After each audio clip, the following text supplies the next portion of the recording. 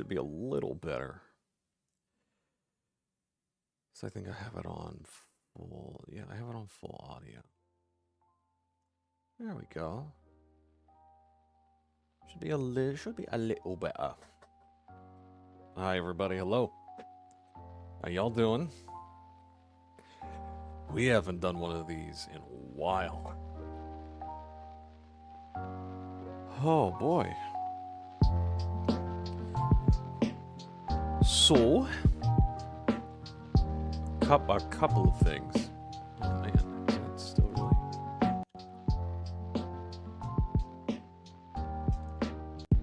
I don't want it to be so quiet.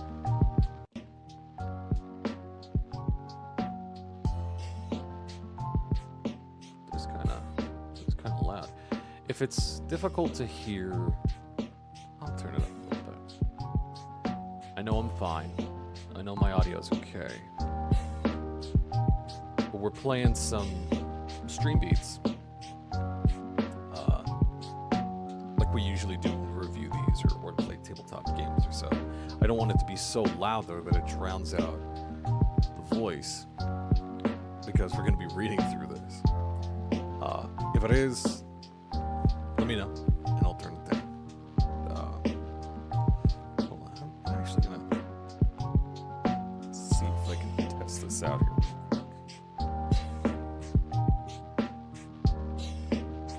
Let's see here. Hold on.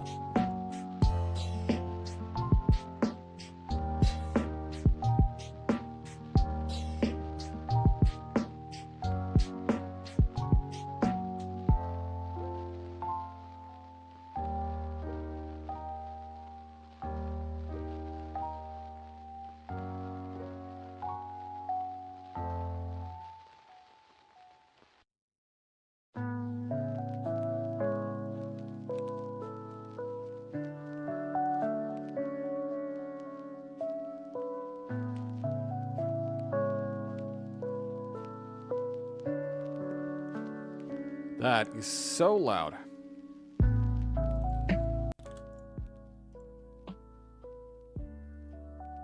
Let's try this now. Hold on.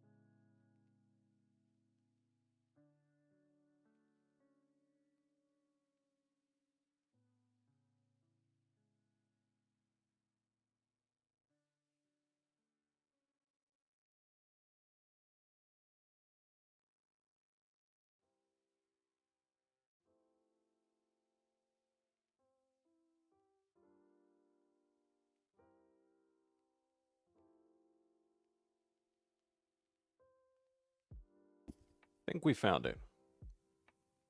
I think we found a nice middle ground. It's fine, but it's so loud. It's so loud. Normally I'll like turn it down on Spotify, but through the stream software, we've actually got some better control of it. But yeah, it's been a while since we've done one of these. Probably some cleanup first. I'm on Blue Sky now. I finally got around to setting that up and linking to it. So if you've been following me on Twitter at all in any way, shape, or form, if I update stuff or ask questions about things, that's all going to be on Blue Sky now. I think I linked to this post that we'd be looking at this RPG on Blue Sky, and I think I linked to it on Twitter. And then on Twitter, the penultimate post that I put there is my on Blue Sky, which is the Newfable. So yeah, that's where we'll be. That's where we'll be posting like updates or things like that, or funny yokes or stuff and such. But today, it has been a while. We're going to be looking at the Break TTRPG. Oh my gosh, that's awful. Hold on. I gotta...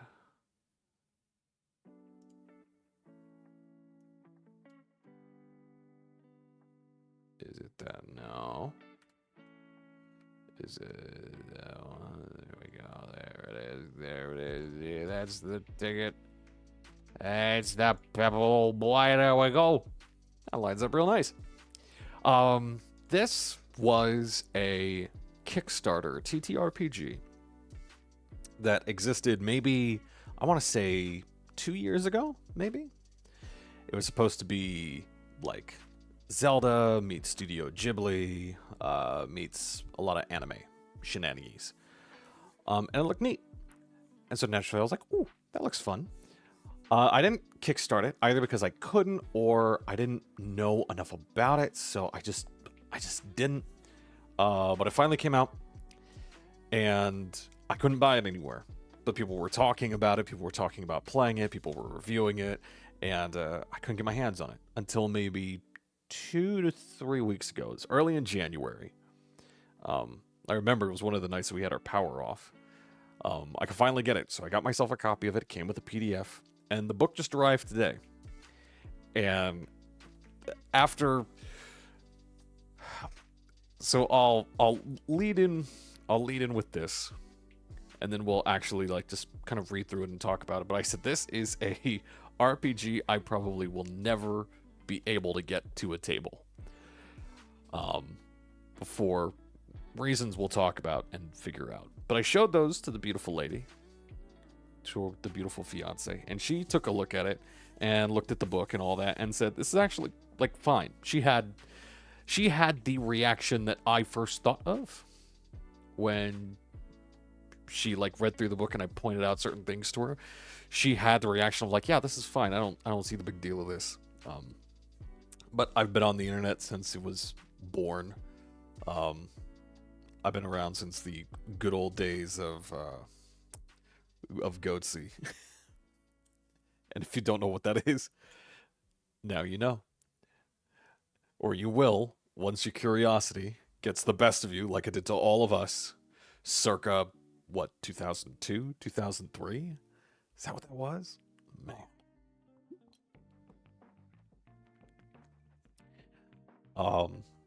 But yeah, we'll see why. I figured what I want to do is kind of go through this book and its layout and really look at like class options and the race options and like kind of how to build a character and what that would look like for anybody. And then just kind of go into like the basics of the system and generally how it's played. So we won't look at everything. There's a lot of lore in here. I don't really want to spoil that. That's probably the most creative part to it all. They do like a lot of world building in this book that I have in my hands currently. Speaking of which, something that I thought was neat until I actually got it in my hands. It's a really nice like white covered book. All the pages in it are really glossy and really nice. It's got a bookmark ribbon in it. The sides of the pages are all like blue, like a bright sky blue, which is really pretty, but it comes off on your hands.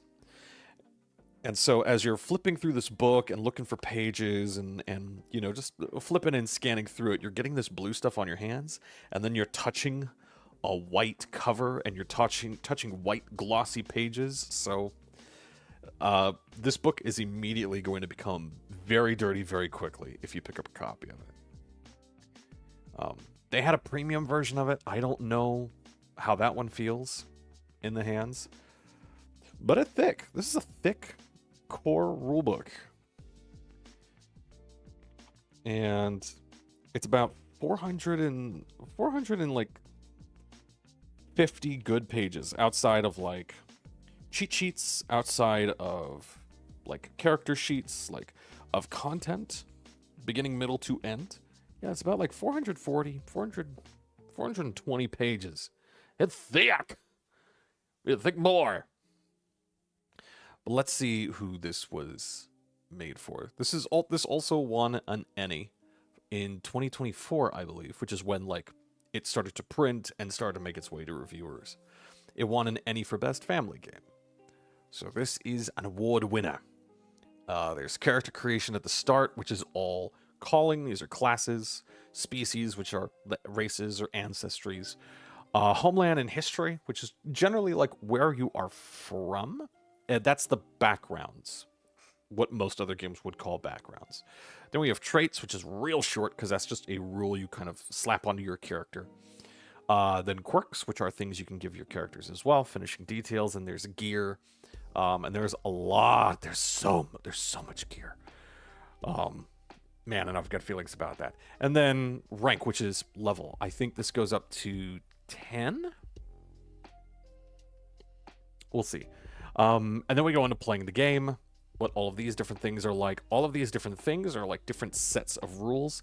And then parts we're not going to get into today, which is like the outer world is the world building that they do. It's really cool and awesome, but I don't want to spoil it too much. We'll talk about it, but I don't want to spoil it too much. And then Games Master's Guide, gotta be honest, it's really kind of bad. So we'll talk about that. And then there's adversaries, and then an appendix, which is filled, thank gods, filled with cheat sheets, gear lists, an example of a filled character sheet, and a character sheet that you could just kind of copy. It's awesome. But let's start at the beginning. Wait a minute. No. Hold on. Does the book have it? The book has it. Why don't this have it? I thought this would have... Yeah, man, this cuts right into it. Okay, well, the credits for this book is Reynaldo Madrignan did the writing and the rules, and the editing and design and artwork is all done by Carlo Tartaglia. I butchered that last name. And then there's like project backers, beta feedback backers, all that stuff. A lot of good things there. But yeah, this was not made by, I mean, at most maybe 3 people. So there's additional editing done by Lee Williams. So it's wild. This was made by kind of like 2 people. And I think there's some things in here. Let me see. Reynaldo is credited as Naldo Bean Games, and Carlo Tartaglia is credited from Grey Wizard Press. I haven't heard of them before, but they do good work. All right, let's skip ahead to what we got here. This is sort of a, what is the game about? What are you doing? Also, the artwork is fantastic. The artwork's so good. Like what the world is about, and then what a role-playing game is. We've said this before. And also before we continue onward, I forgot. I try to do this at the top as well, is to give you my credentials. So if you're wondering why I'm saying the things that I'm saying, or talking about this in the way that I'm talking about it, or a variety of other things, you know where it is that I'm coming from. I think I started running... I've been a tabletop gamer for a while. I've played tabletop RPGs for a good number of years, for at least the past, 10 to 12 years. I was a game master for those, probably for the past 5 years or so. 5, maybe 6 years I've been a game master. I first started running Fantasy Age, then I moved over to D&D 5e. I ran that for a long, long time. Then started running, Adventures League.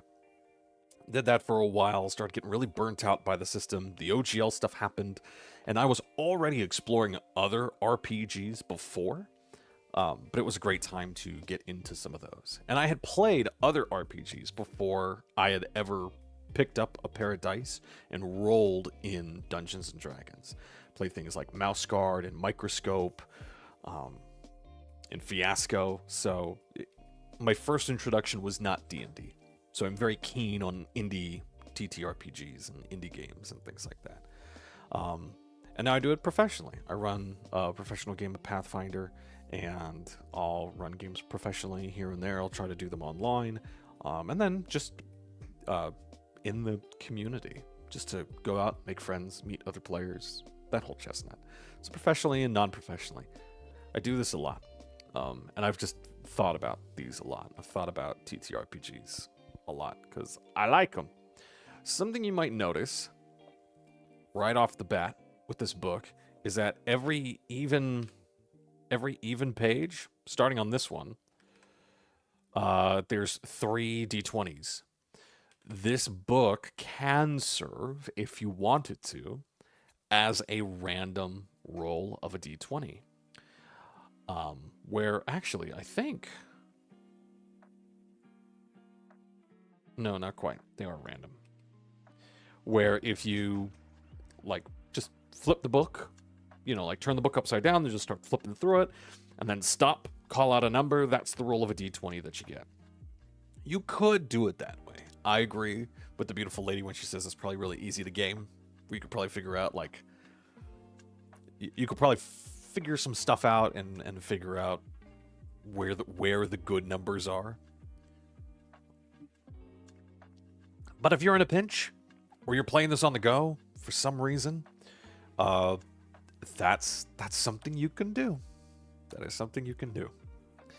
So gameplay and break. The players take on the role of adventurers, plucky souls that roam the outer world. That's the world that this takes place in. Although you could run this anywhere. In search of truth and treasure. As an adventurer, you will journey across shattered landscapes, explore the world's ancient ruins, encounter and interact with outer world's most unusual inhabitants, negotiate or fight, survive and endure. Craft, it sounds like a resume when you start reading it just like that. Buzzword. Craft items, create social bonds, attempt to rise through the adventuring ranks to become a legend, and experience the wonder, humor, tragedy, and triumph of adventuring. We'll kind of break with tradition, just skip over here to this side. Gaming Grognard. If you're already familiar with RPGs and related gaming jargon, here's a quick system overview. I love this.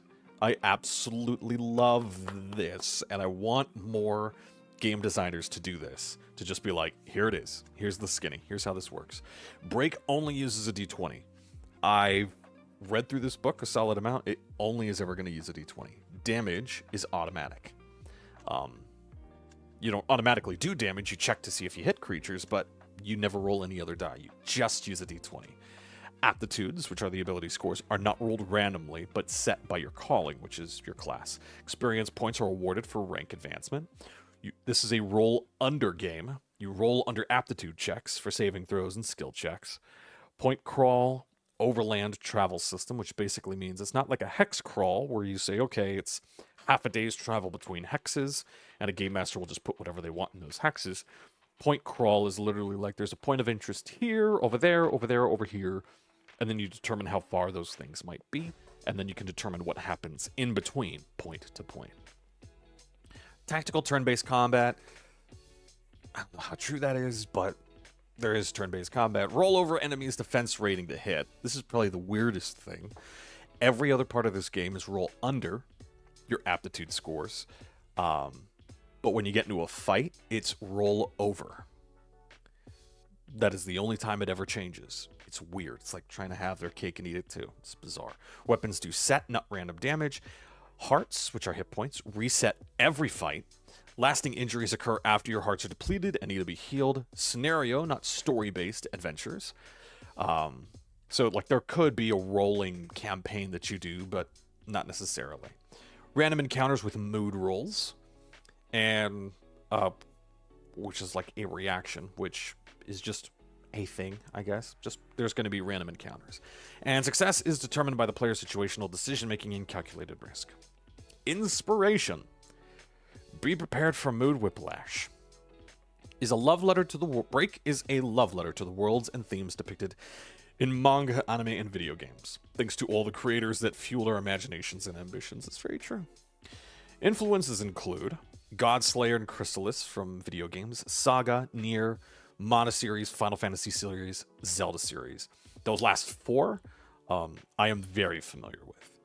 Saga, I played Romancing Saga. I think... I don't even know if it was Romancing Saga 2. It was one for the GameCube. Started off with a killer song. And then it was just very difficult for me to get into the game at that point because it was very complicated for my young brain. Animations. Here's some mood whiplash. Studio Ghibli. We all know Studio Ghibli. All the work that they've done. Princess Mononoke, Spirited Away, Nausicaa, The Valley of the Wind. I have to know that one because my cat is named after a little creature in it. And then Berserk. You know, that grim, dark fantasy novel that talks about the Dark Knight killing demons and stuff. And then, when you think, wow, this is very grim dark, I'm on board, it gets even worse. That inspired this. Keep that in mind for later. Moribito, The Tower of Draga, The Aegis of Uruk, Sword of Uruk, I've never heard of those. Sword Art Online, The Last Unicorn, hey, Wizards, and classic Disney.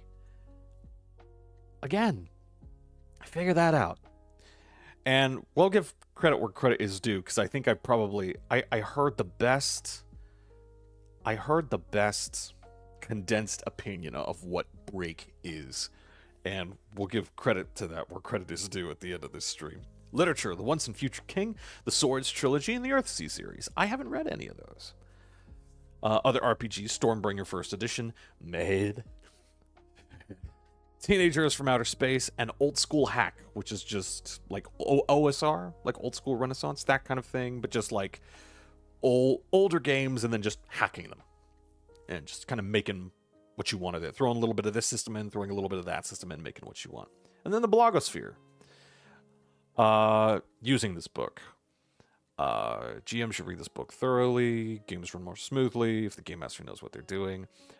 We're also going to see another great thing about this book is its layout. Its layout is really good. This is going to look a lot like a wiki more than anything else. It's nice. A lot of splash pages, character creation, okay. Creating a character. There's all sorts of different characters and all sorts of stuff. But it is remarkably quick. It's about 15 minutes. It's not going to take very long. You need a character sheet, pencil and eraser, and a 20-sided die.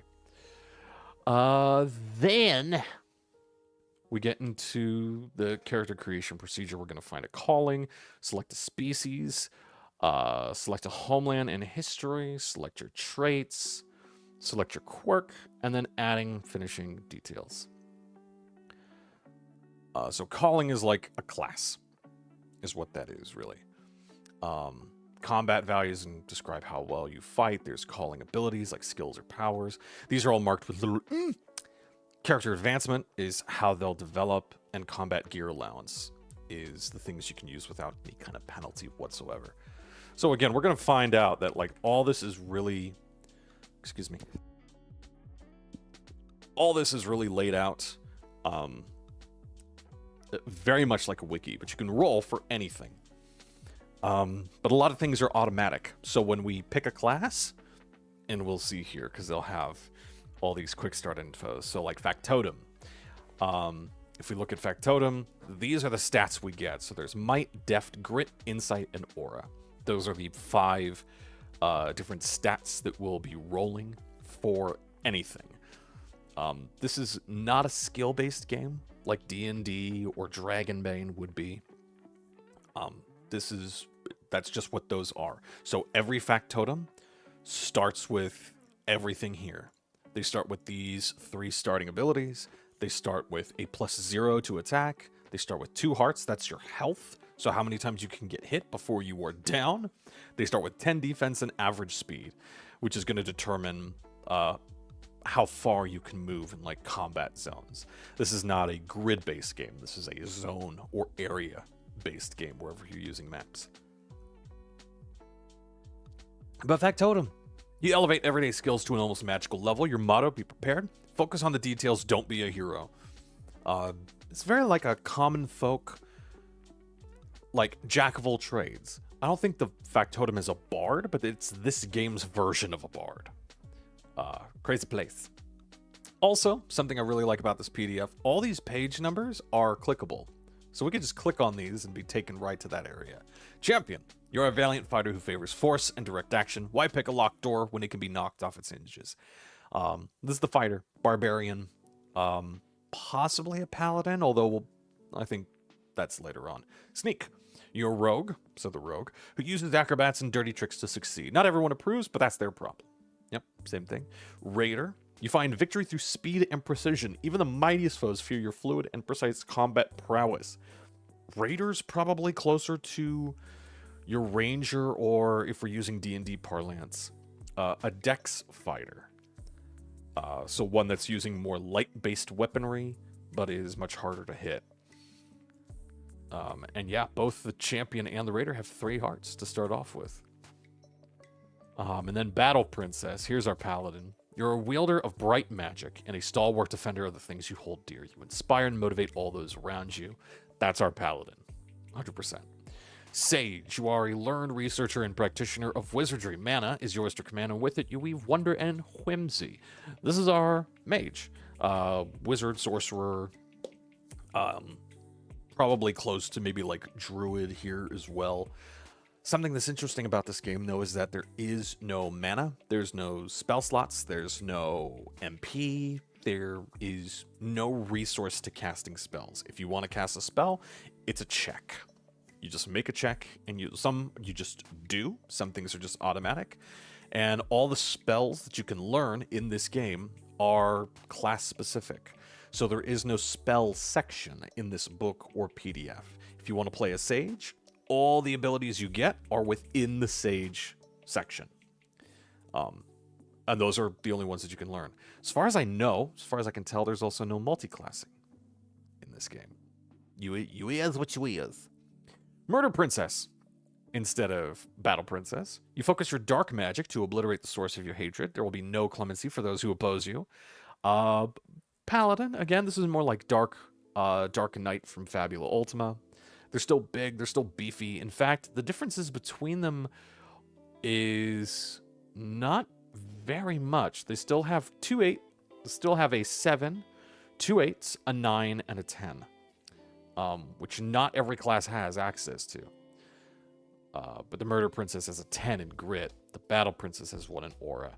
Aura, I think, is how people see you. That's what you're going to use checks for. That's like charisma checks. Grit, I think, is how good you can take a hit. And the Heretic. You read from the blasphemous script to call forth the forbidden. Sometimes, as I spit everywhere. Sometimes they serve, sometimes they chastise. This is your warlock.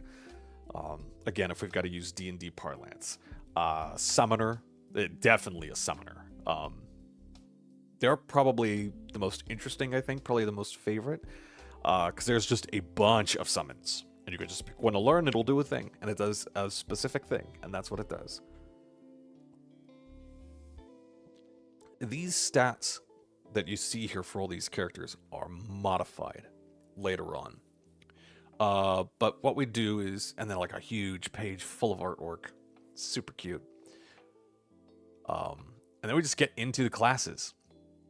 Factotum. Some are born to be great, others have greatness thrust upon them. Factotums are ordinary folk caught up in exceptional situations. Their mundane approach to extraordinary problems is more effective than others might expect. And here's... I've scanned through a lot of the class sections or the calling sections. I haven't really looked that deep into it. But they're like merchants, courtesans, common folk, that kind of a thing. Who'd like to be a factotum, as well as relishing the role of an ordinary person out of their comfort zone. This calling is great for players who like to catalog and scheme or invent and create interesting items. That's kind of awesome.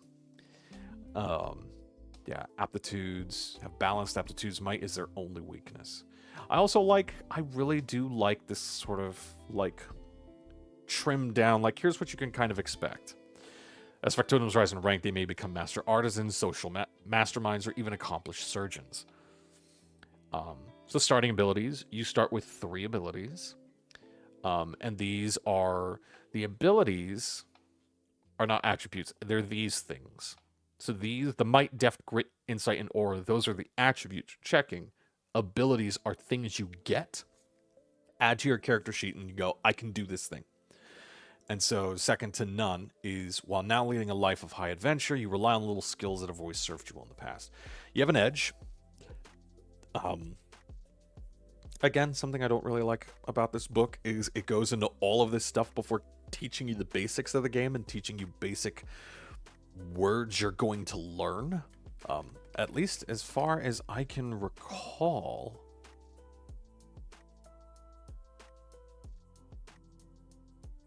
Yeah, it doesn't talk about that anywhere. Yeah, so that is a bummer. But an edge is advantage, and a snag is disadvantage. Here, though, because it's roll under for ability checks or roll over for combat, they have to write it differently. So an edge is just, you roll 2d20, and you take the better results. If you're trying to roll under, you take the lower one. If you're trying to roll over, you take the higher one. A snag is where you roll 2d20 and take the worst result. So if you're trying to roll under, you take the higher result. If you're trying to roll over for combat, you take the lower result.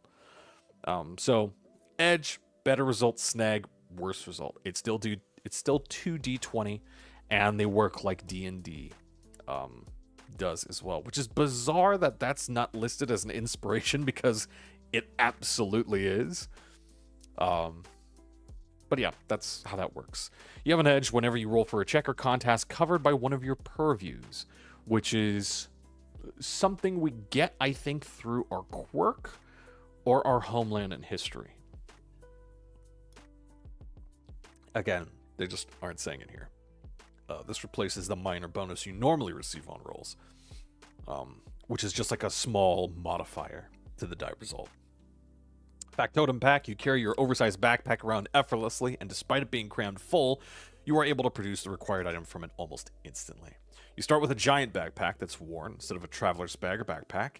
Pack provides 8 additional inventory slots before you become overburdened and can hold anything that doesn't exceed the available slots, including a writer. Wow. You can retrieve and use any item stored in the pack in 1 turn rather than the usual 2. If lost or destroyed, you can make a new factotum pack by spending an evening modifying a regular one. Inventory is kind of a big thing in this game. Not a big thing, not a huge thing, but it is kind of Ryutama-esque. You're going to need specific items in order to do specific things. If you don't have them, you can try to make them, but you need those things in your inventory.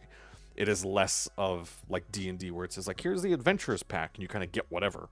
You'll have to buy those things individually, and they will take up lines in your inventory.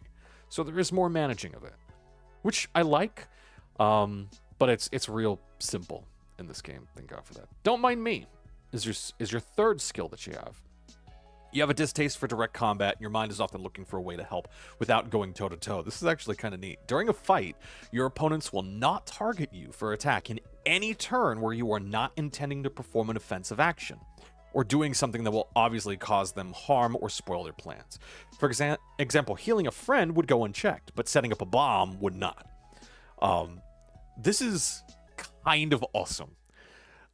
This is definitely the calling for a player that's like, I don't care about the combat, I don't care about fighting, because they can interact in like any other way they want to. Elective abilities. You select a new ability when you reach rank 2, 4, 6, 8, and 10. An ability can only be selected once unless otherwise noted. And then there's a list of standard abilities at rank 2 or higher, and then I think somewhere, yeah, advanced abilities, you can select these at 6 or higher. And there's a lot of these, so I'm just going to start going through these kind of quick to kind of think of what these do. You have a crafting prodigy. With the right materials and a little time, you can create wonders. Okay, so you can select a discipline: forging, gadgeteering, tailoring, artificing, alchemy, or cooking. And there are specific crafting rules in this game. That's a big section of it. You can identify items related to your craft with an insight check. You can select this ability more than once and gain a new craft. Okay, so if you just want to make shit, yeah. folklorist. You've heard the old tales that say even the scariest monsters can be subdued with a pinch of spice or deterred by a drop of moon plum juice. Is there something to them, or are they just stories? You may choose a consumable material, like lantern oil or a treat, to act as a deterrent to an unearthly adversary. And those include Ashura, divas, demons, undead, unshaped, or any creature with 4 or more allegiance points. And, I mean, again, allegiance points are this game's version of the alignment system. Instead of a grid, however, it's just the number of like good or evil points your character has determines where they swing. That's kind of awesome. So it requires a check. And if you succeed, the adversary loses the use of an ability of your choice, or the adversary cannot enter a circle made from the protective consumable. One unit can create a circle for a single PC. More units can be used to create larger circles on this basis. And then failures, you wasted your consumable and look rather silly. Use of this ability is subject to the rule of diminishing returns. What is that? That is something I don't know.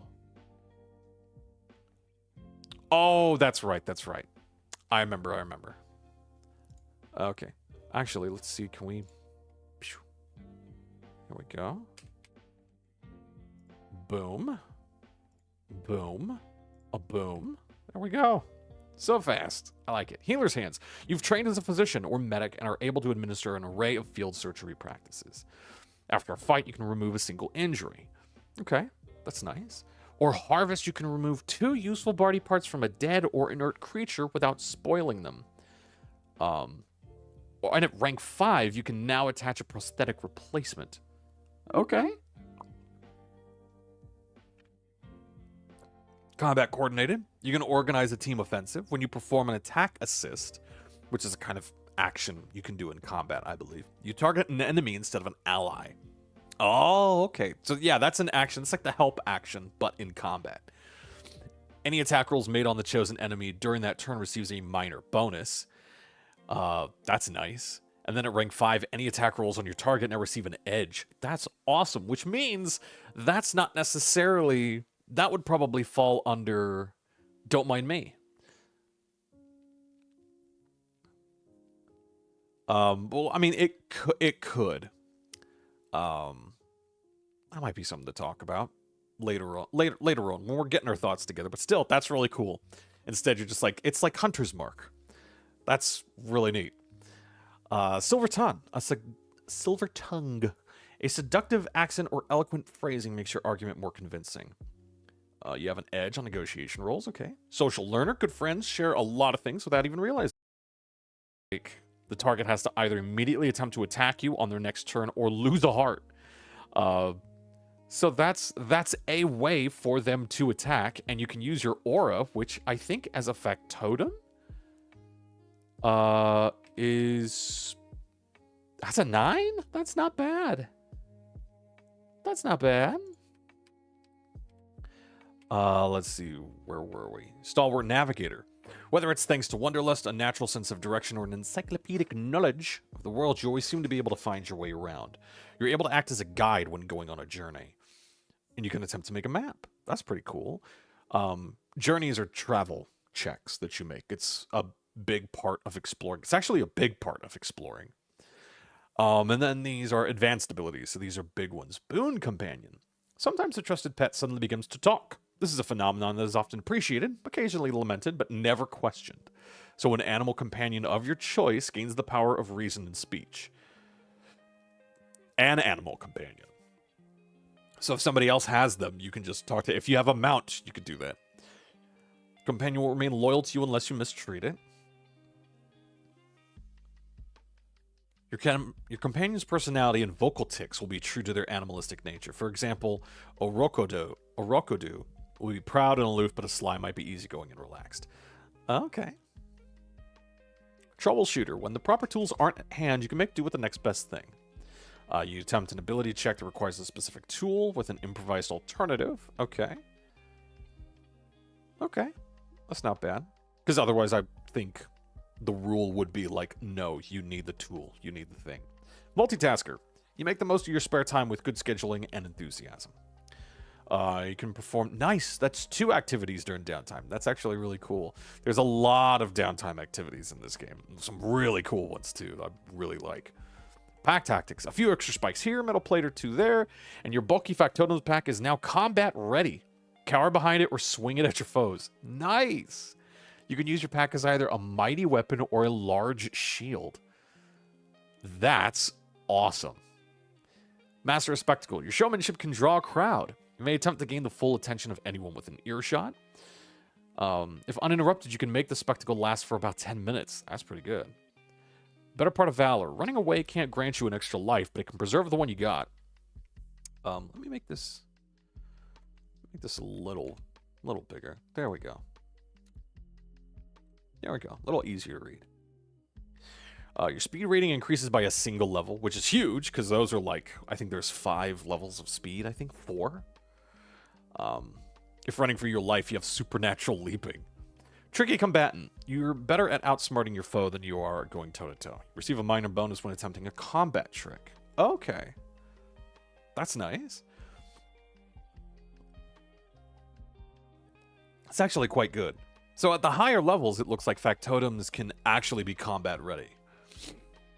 Why rely on skill when you can cheat fate itself or fortune's fool? Just be careful fate doesn't catch you trying to pull a fast one.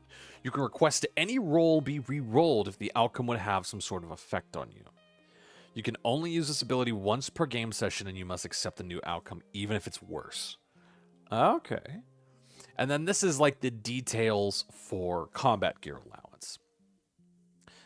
So there's light, medium, heavy, and super heavy armor. There's small shields. I think STD shields are sturdy shields. Oh, God. And then large shields. And then melee weapon, there's apparently a bunch. They do all sorts of stuff, I think. But I don't really know. There's standard, concealed, quick, master, mighty, arc, lash, and combo. And then missile weapons. There's thrown, drawn, small mechanical, and large mechanical. And then these asterisks are just small species restrictions still apply. So like a chib or a goblin would treat a small mechanical weapon differently than somebody else would. And then the advancement table. Yeah, so there's only 10 levels. This is a good example of this. Advancement in Break is steady. So for just like rank 1, that's... Oh, I can't do that. So rank 1... You need 0 experience for, but you get +1 to any attacks you make. You have 2 hearts. You have your aptitudes. Those are the base level of those. And then abilities, which are the things we were just reading. You get 3 of them. And then standard ability, and then advanced abilities. So you can kind of see like the growth of just the factotum over the course of the game. It's crazy difficult. Like their attack goes from 0 to +5. They only ever gain 3 more hearts over the course of 10 entire levels. All their aptitudes will go up by 4 across the entire board. And usually this happens, you can see, it's a little hard to see. Every odd level, they go up. So at first level, they start at a value. At third level, they'll all go up by 1. At 5th level, they'll all go up by another 1. At 7th and at 9th.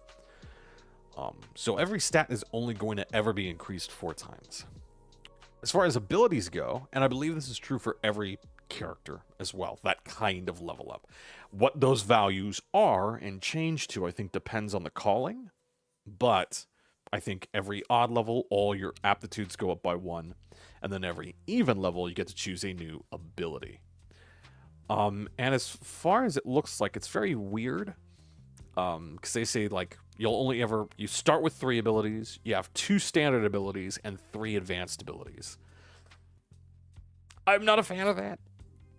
Oh, that's so few. But still, there's a lot of other stuff that's going to go on a character sheet, so that might depend, but that's something we'll talk about at the end. But generally, every character, through the course of the game, their aptitudes are only going to ever increase by 4. Each aptitude increases by 4, and they're only ever going to gain another 5 abilities, 2 of which are standard, 3 of which are advanced. And I think that experience gain on the side, like 0, 6, 12, 24, I think that's the same for every class. We'll see. The Snake. Here we go. Just general rogue. Who'd like to be a sneak. Players who like to outwit and outmaneuver opponents will enjoy this calling. Sneaks rise in rank. They learn more tricks to confuse and sidestep foes and things like that. Okay. Starting abilities. Light-footed. As one might expect, you are especially nimble. You can move through terrain that impedes others and scale surfaces with deceptive ease.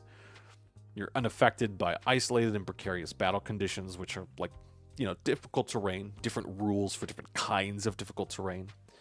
You're able to climb vertical surfaces with the slightest of footholds without being slowed down or requiring a check. That's awesome. That's just Spider-Man wall crawling. Furtive. You are so used to skulking around in the shadows that you conduct yourself with a habitual stealth. You always gain the benefit of stealthy movement when exploring, even if your team is using a different movement type. And you have an edge on stealth rolls, so advantage, when acting as a scout on a journey or exploring. Just different rolls you can make if you're, like, moving from point to point across the world, or actually, like, exploring a dungeon, doing the whole dungeon crawl thing. So that's nice. There's made for scouting. Sticky fingers. While you would prefer the term treasure hunter to thief, you're skilled in relieving others of their possessions, even in the midst of battle. You can attempt to take an item from an individual in the same battlefield area as you after you perform a successful attack. Nice. So that's just... Oh, no, it does. It says down here, requires a deafness check. And there's some rules to it. Can't be armor, an outfit, or something currently being held by the target. But then you snatched it. It can't occupy more than 2 inventory slots. Must be something within your reach. A worn locket or ring would count. Something sealed away in a backpack would not. Okay. Nice. Those are pretty good. That's good exploratory abilities and a combat ability. Okay, and then our standard abilities. Many masks. You're able to alter your voice and mannerisms to conceal your true identity. Very handy when you're cornered and there's no obvious escape route. Okay, so you have an edge if you're just trying to act differently or fool others. You have an edge when attempting to create alter egos. Kawarimi. Wow, that was the most American I could have said that. This technique allows you to nullify an attack via a misdirection. Your opponent strikes, convinced their blow has reached its target, only to discover they've hit a log wearing your hat. Okay. Yeah, this is the very anime thing where like the little smoke cloud appears and there's just a log there instead. If you've been hit by an attack, you can attempt to avoid taking any damage with Kawarimi.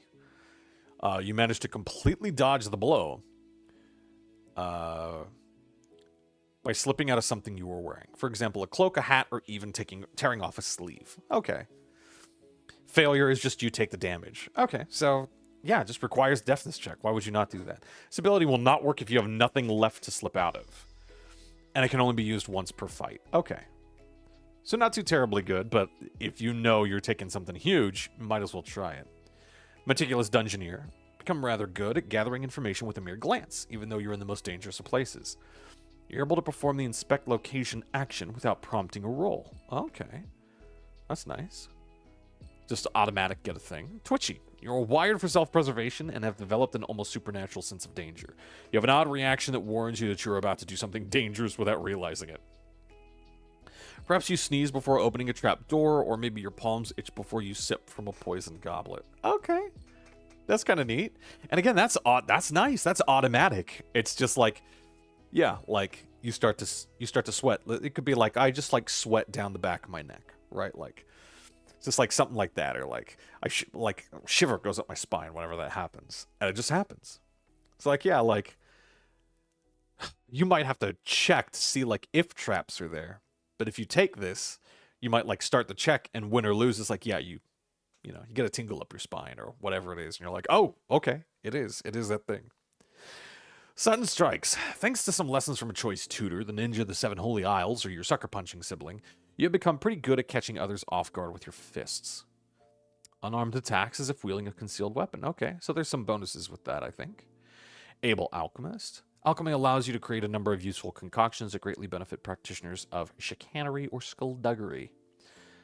So crafting rules for alchemy, you just get that ability. Legerdemain. Developing quick fingers is something that happens naturally in your line of work, and you're happy to use them to fool or entertain.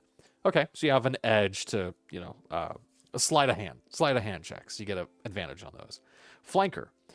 While a one-on-one fight is not an attractive proposition to you, ganging up on someone certainly is. During a fight, you get a +2 to attack rolls who are being attacked by another character in the same turn. That's really cool. And that's a good way to do it, because again, you're using like areas of a map. There's no grids. Square, hex, or otherwise. You'll just kind of like map out areas, and multiple or even single characters can be there at a time. Advanced abilities. You aren't combat opportunist. You aren't the best shot or the biggest hitter, but sometimes it's all about timing.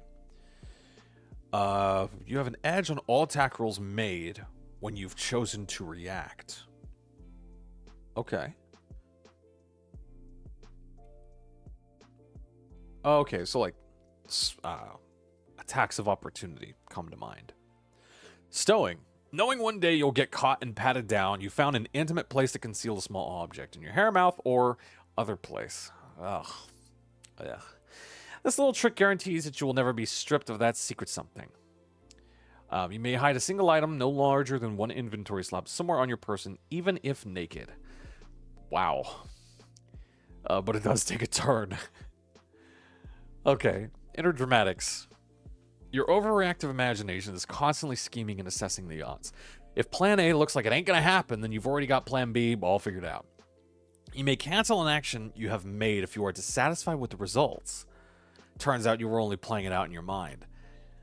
But it has to be different from the canceled action. And it can only be used once per game session. That's actually really cool. I really like that ability. Like, you do this thing and it's like a total flop, and you're like, actually, I didn't do that. Like, I knew that wasn't gonna work. That's nice. Borrowed blade. Like a rat, you are most deadly when cornered. When you find yourself encircled by the town guard or an angry mob, you have a few maneuvers to trip the balance in your favor. So redirecting failed attack rolls against you onto another target.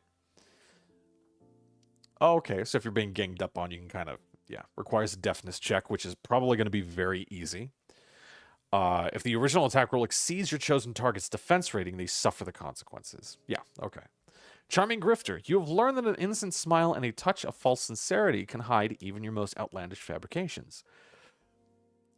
You add an edge to an aura check if you're using honeyed words or outright deceit tactics. And negotiation is a kind of conflict you can have in this game. I think there's still turns and things like that, but there's specific rules for it.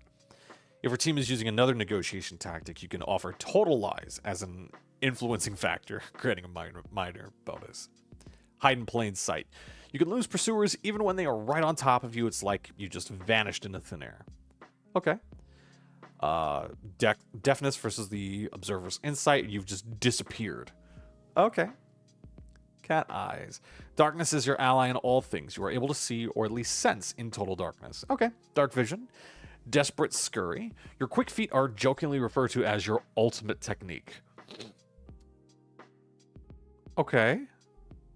I don't know why. That's such a weird thing. That's a weird punching down. Your speed rating increases.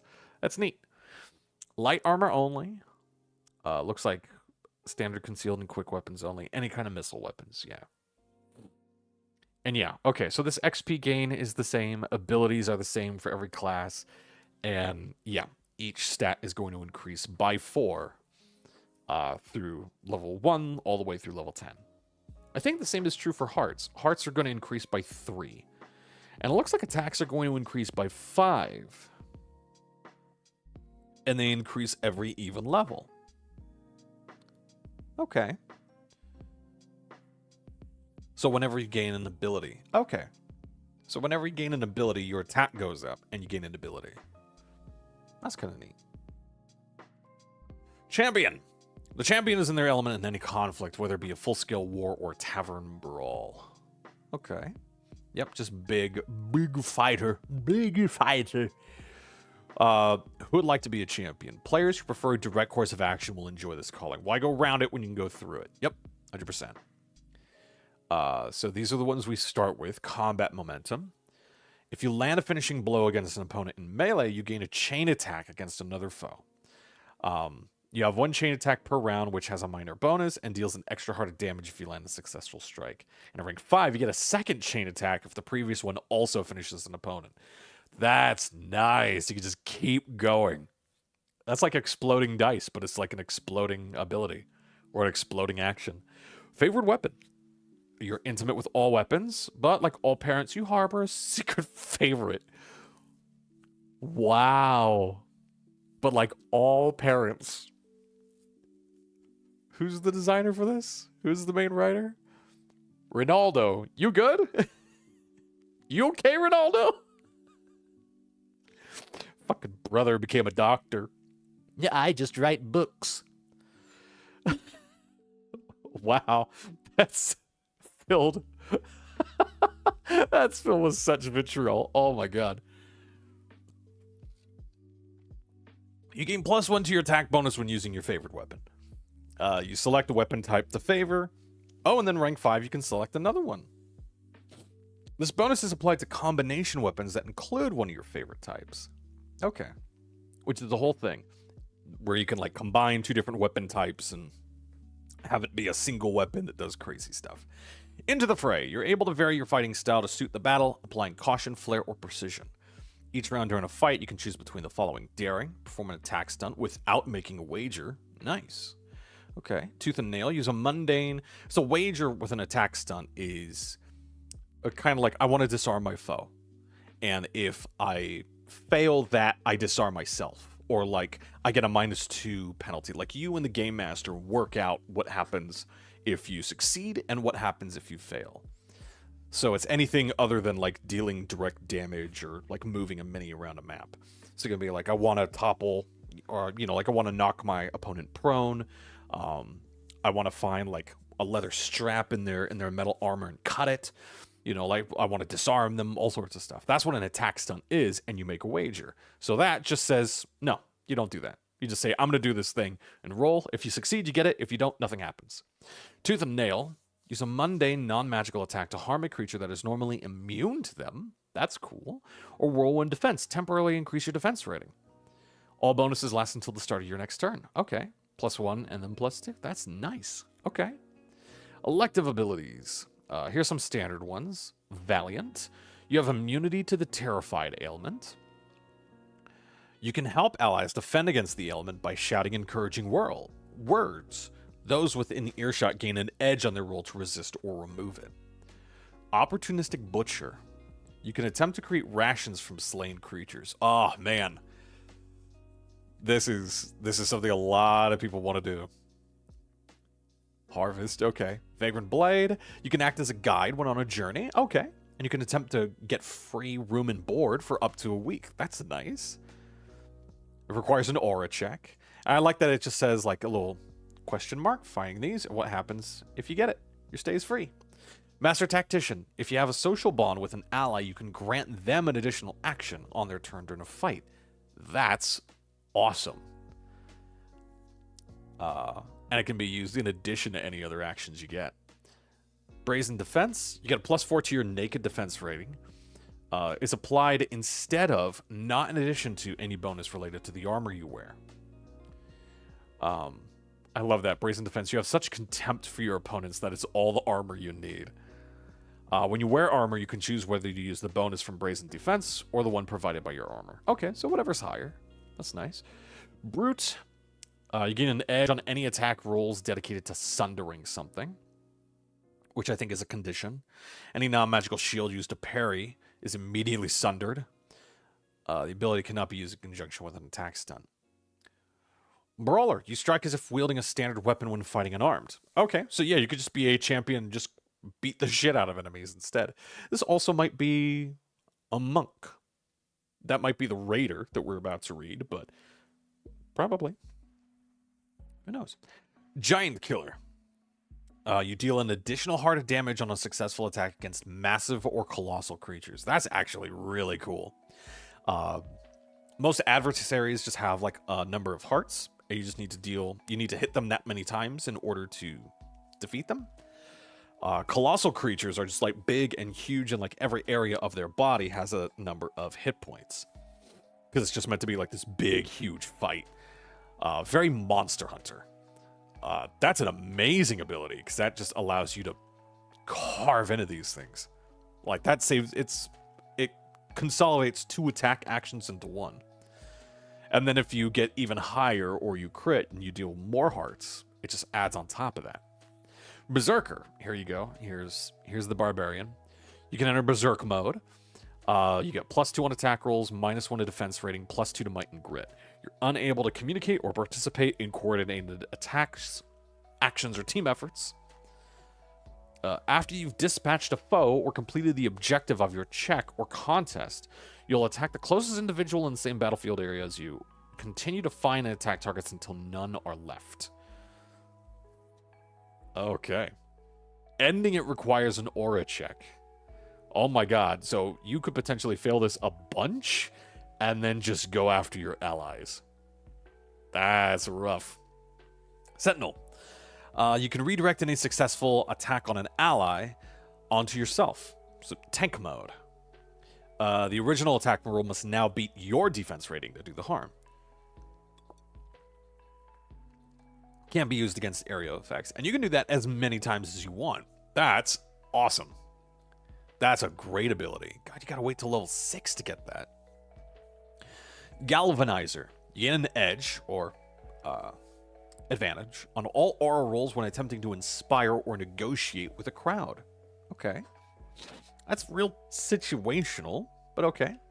Overbearing antagonist. During a fight, you can use your action to attempt to intimidate an opponent up to 2 battlefield areas away. And if you succeed, your target is rendered temporarily inactive, missing their next turn. That's nice. You can just lock an enemy down. Indomitable. When reduced to 0 hearts or below, you can attempt to find some extra vitality. And if you succeed, you recover half your maximum heart total rounded up. Nice. And you could do that as many... Oh, you could do that as many times as you want. Wow. That's the one. Uncanny Strategist. You can take a single action during an enemy's turn to perform a countermeasure to their intended action. Using this ability means you cannot act on your next turn. Okay, so it's interrupts. It's reactions. Bounder. You gain supernatural leaping, which I think is just a way to move and jump across big gaps. Roaring Spirit. Even when calm and still, your soul crackles with a terrifying energy. Ooh. You can attempt to subdue opponents of lower rank with a menacing glower. And if you succeed, all adversaries within shouting distance step back and won't engage you or your allies unless you strike first. It can only be used once per in-game per session. Wow. That just... I want to shut down a fight. Just, no. Like, okay, buddy, all right. They can use anything. They start with a +1. Oh my god! Their attack bonuses increases by 1 every level. But same thing, they get 4 more hearts. 4 more instead of 3 more. Okay. All their aptitudes go up by 1 every odd level. They get a new ability every even level. Yeah. Raider. Okay. Steel-eyed archers, diligent rangers, shinobi, stoic blade masters. Who'd like to be a raider? Players who like to keep 1 step ahead of the breadline of their opponents and take advantage of the details during battle. Okay. That's interesting. Okay. And you start with, like the wind, with a speed rating of fast. So regardless of whatever your speed is, it's fast. Because I think your species is going to determine your speed. And your calling as well, I think. Wow, okay. Hunter's Focus. Once per fight, you can choose a target for your Hunter's Focus. You can do this at any time during the fight. Your focus can be an opponent, but can also be an object you wish to destroy. So it's always got to be offensive. Never like, we got to save that thing. Just got to get rid of it. You cannot switch your focus, even after your original target has been defeated or pacified. Okay. You gain an edge on all attack rolls made against your focus. Your GM can grant you an edge on checks and contests that get you closer to dispatching your focus. Okay. For example, leaping over a chasm to get within striking distance. That's not bad. Sidestep. Once per fight, you can sidestep an attack or an ability that would normally have hit you. You You can sidestep any attack that could be feasibly avoided with a last-second maneuver. Sidestep prevents an attack from connecting with or affecting you, and you need freedom to move in adequate space. And you can do that once per fight. It's not bad. Standard abilities. Dashing attacker. You zip through the battlefield, darting back and forth while landing blow after blow on enemies too slow to keep up. You can move through an additional battlefield area on your turn during a fight. Wow.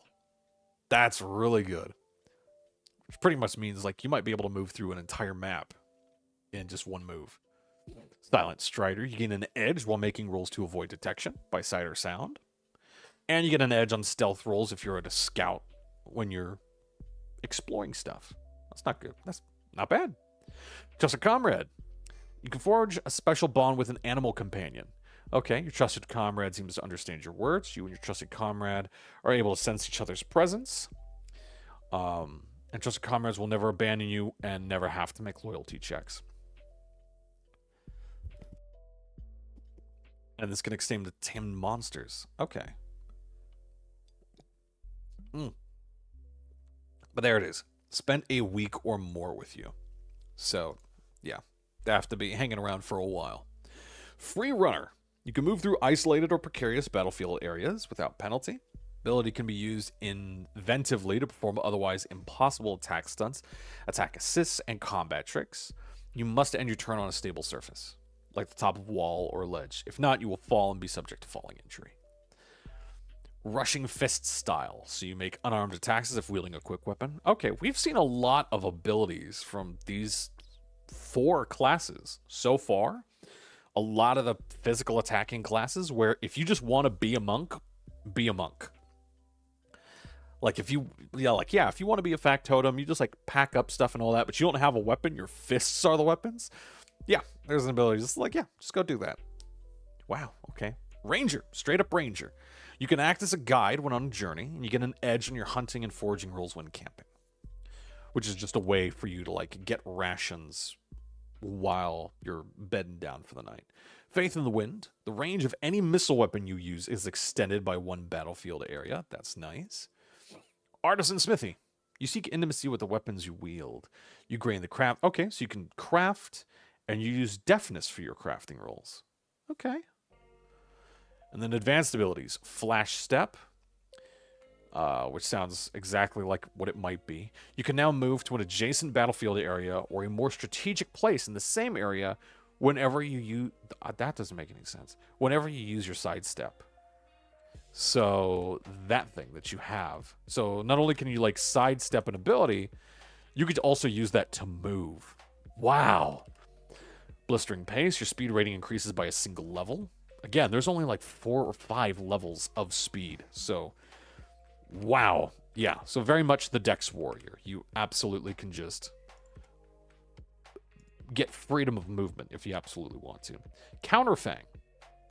Okay. During a fight, you can choose to enter the Counterfang stance instead of making an attack or taking another action.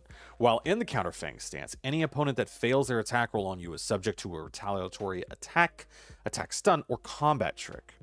This benefit lasts until the start of your next turn, where you can move and re-enter the Counterfang stance if desired. That's kind of awesome. That can be really protective. Partnered with like a champion sentinel, just hanging out, like they can either take the hit or you can counterfang it. That gives a lot of options.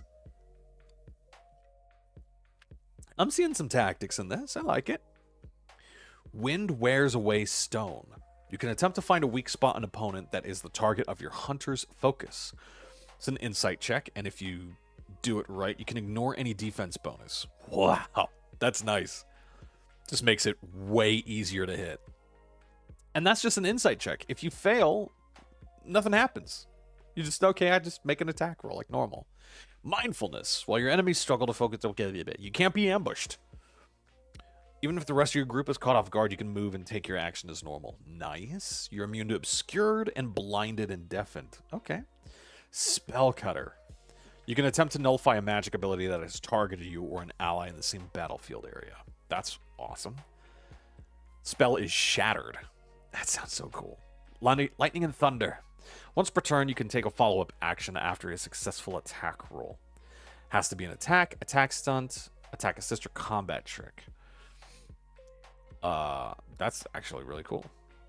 But you lose a heart after performing the technique. Oh my god. Sure Kill Strike. To attempt a sure kill strike, you must first declare a target at the beginning of your turn. Next, you must make an attack roll against your chosen target. If successful, you make an execution roll. If your initial attack roll was over the extra damage threshold, then +2 to the result. Next, divide the end result by 2. To succeed, the result must be higher than your target's remaining hearts. Okay. Okay, I see. So let's say you have an attack that deals, like a standard is 1 heart of damage. So then it would deal 1. Okay. Weird. But if your initial attack roll was over the extra damage threshold, which is this game's version of critting, which I think, let's see. Well, what's the extra damage threshold? Oh, it depends on the weapon, that's right. So like for a standard weapon, +1 heart for attack roll totals of 20 and above. For concealed, it's +1 damage for 22 and above. Okay, I see.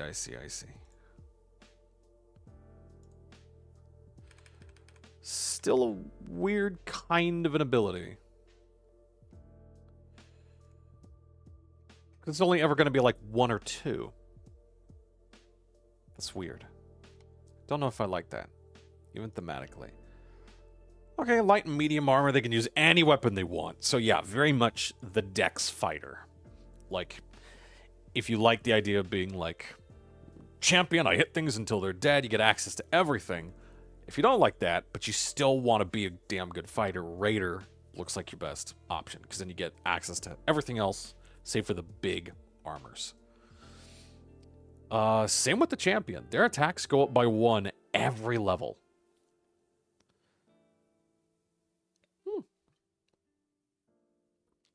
All right. Battle Princess. This is definitely the paladin. Shining warrior maidens, tyrants who weep for what must be done, watering champions of the downtrodden, pious crusaders.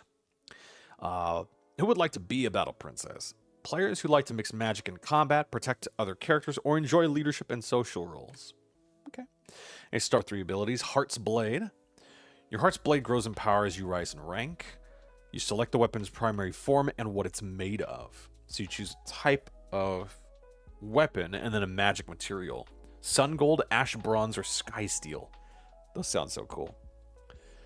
And then at rank 3, it gains +1 to attack rolls. Extra damage is reduced by... The extra damage threshold is reduced by 2. That's really good. The weapon can parry once per combat, like a shield can. And at rank 6, it can now transform into a secondary form. Okay. Using your Heart's Blade. Melee weapons are formed instantly. Drawn and mechanical missile weapons take a turn to fully form and appear with 4 units of ammunition. Your Heart's Blade vanishes upon command. Okay. So yeah, like it could just be like a sword, and then it turns into like a big-ass sword, and then it turns into a gun, and then a gun sword! Shield of Love. That was just one ability. But that's very much like Warlock Pact of the Blade, if we're using D&D 5e parlance and verbiage. The same kind of thing. They can like summon a weapon and it has magical properties. Shield of Love. Once per fight, you can bestow an ally within your sight a force field that can absorb 1 heart of damage.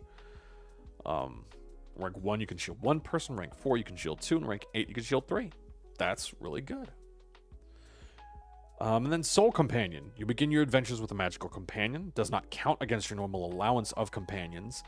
And you can create your Soul Companion following the steps listed at the end of the calling. Okay. And then elective abilities. What we got here? Gem Light. You can make your hand gem glow. Gem? What? Oh, a glowing crystal of your favorite color forms on the back of your hand. Okay. It can glow like a torch, and you can use the gem to transfer a single injury from a target to yourself with a gentle touch. That's really kind of cool. And then you gain a bright allegiance point.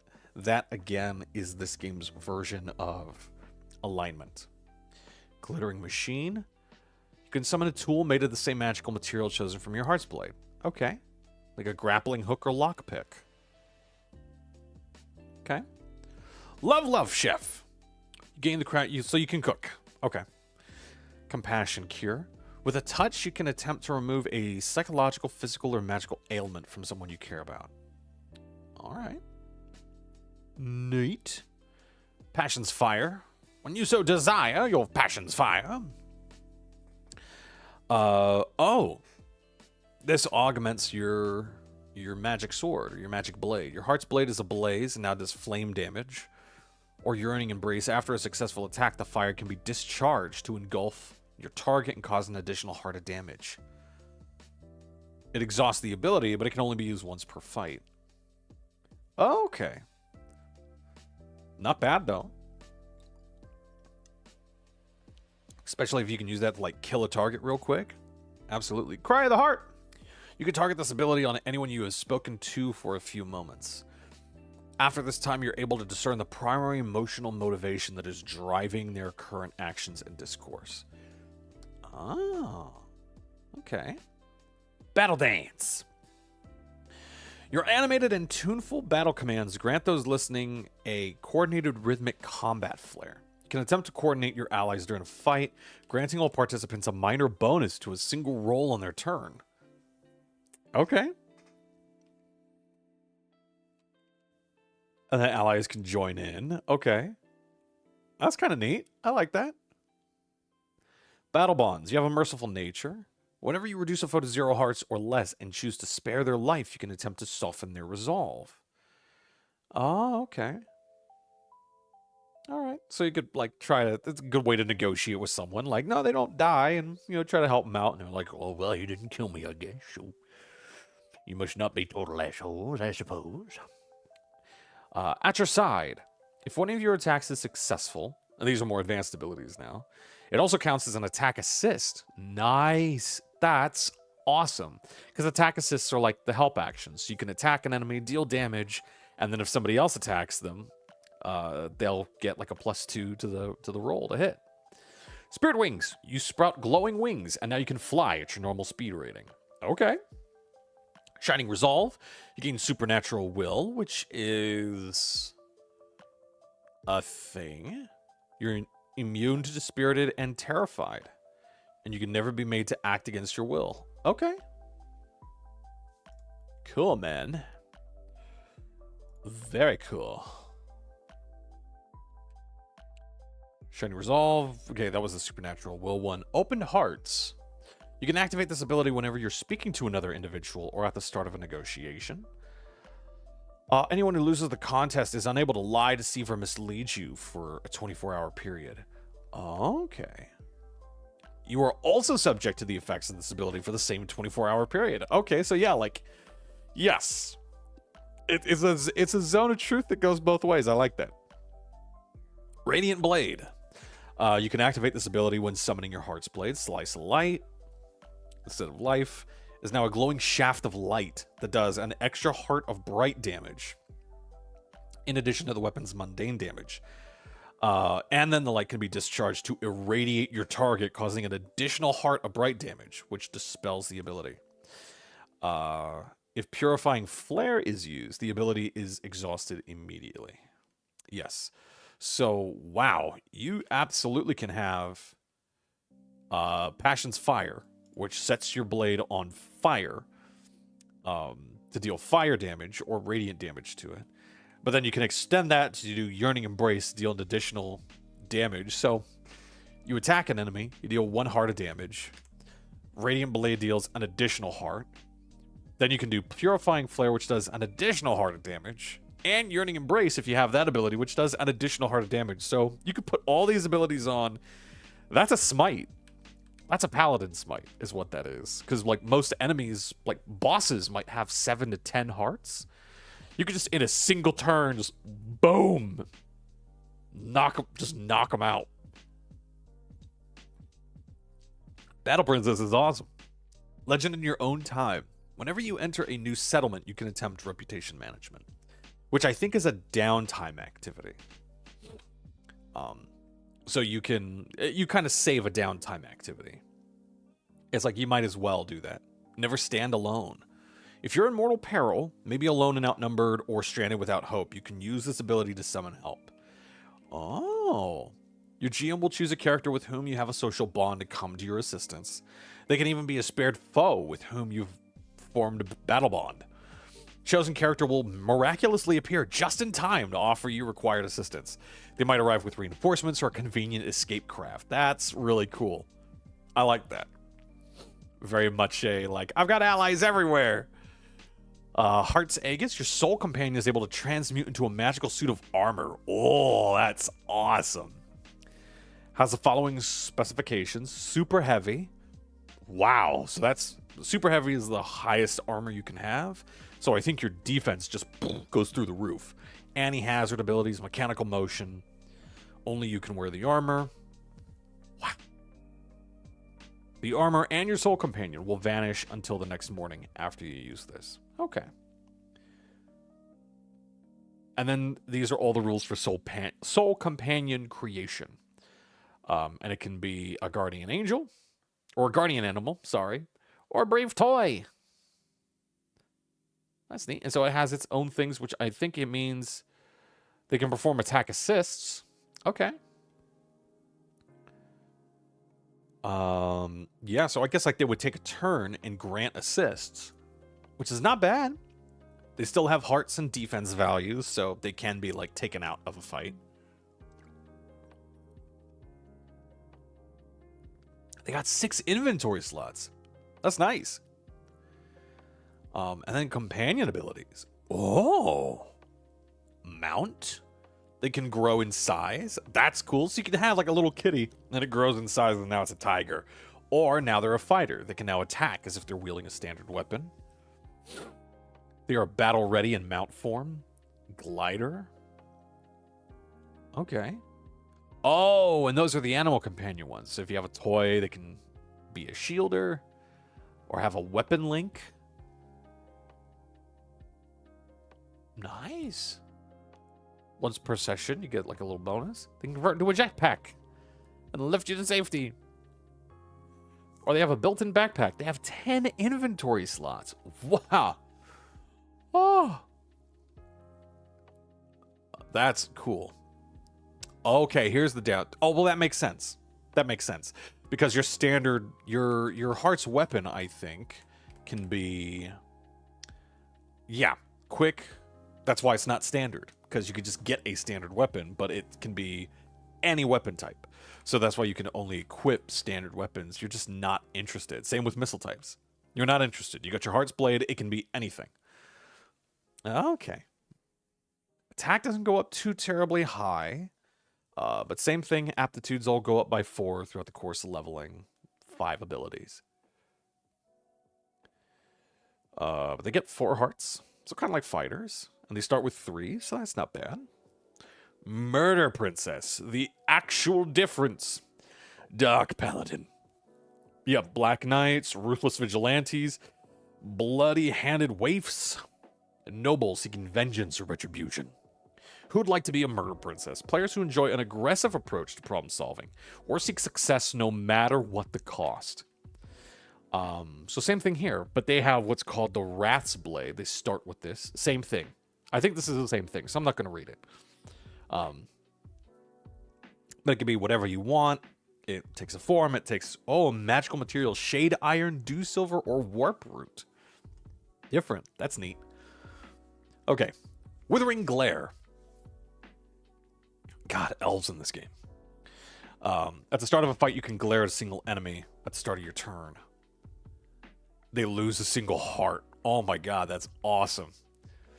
Just immediately, like, yeah. You could kill an enemy right. Tenacity. During a fight, you can expend a single heart to reroll any failed attacks. Wow, okay.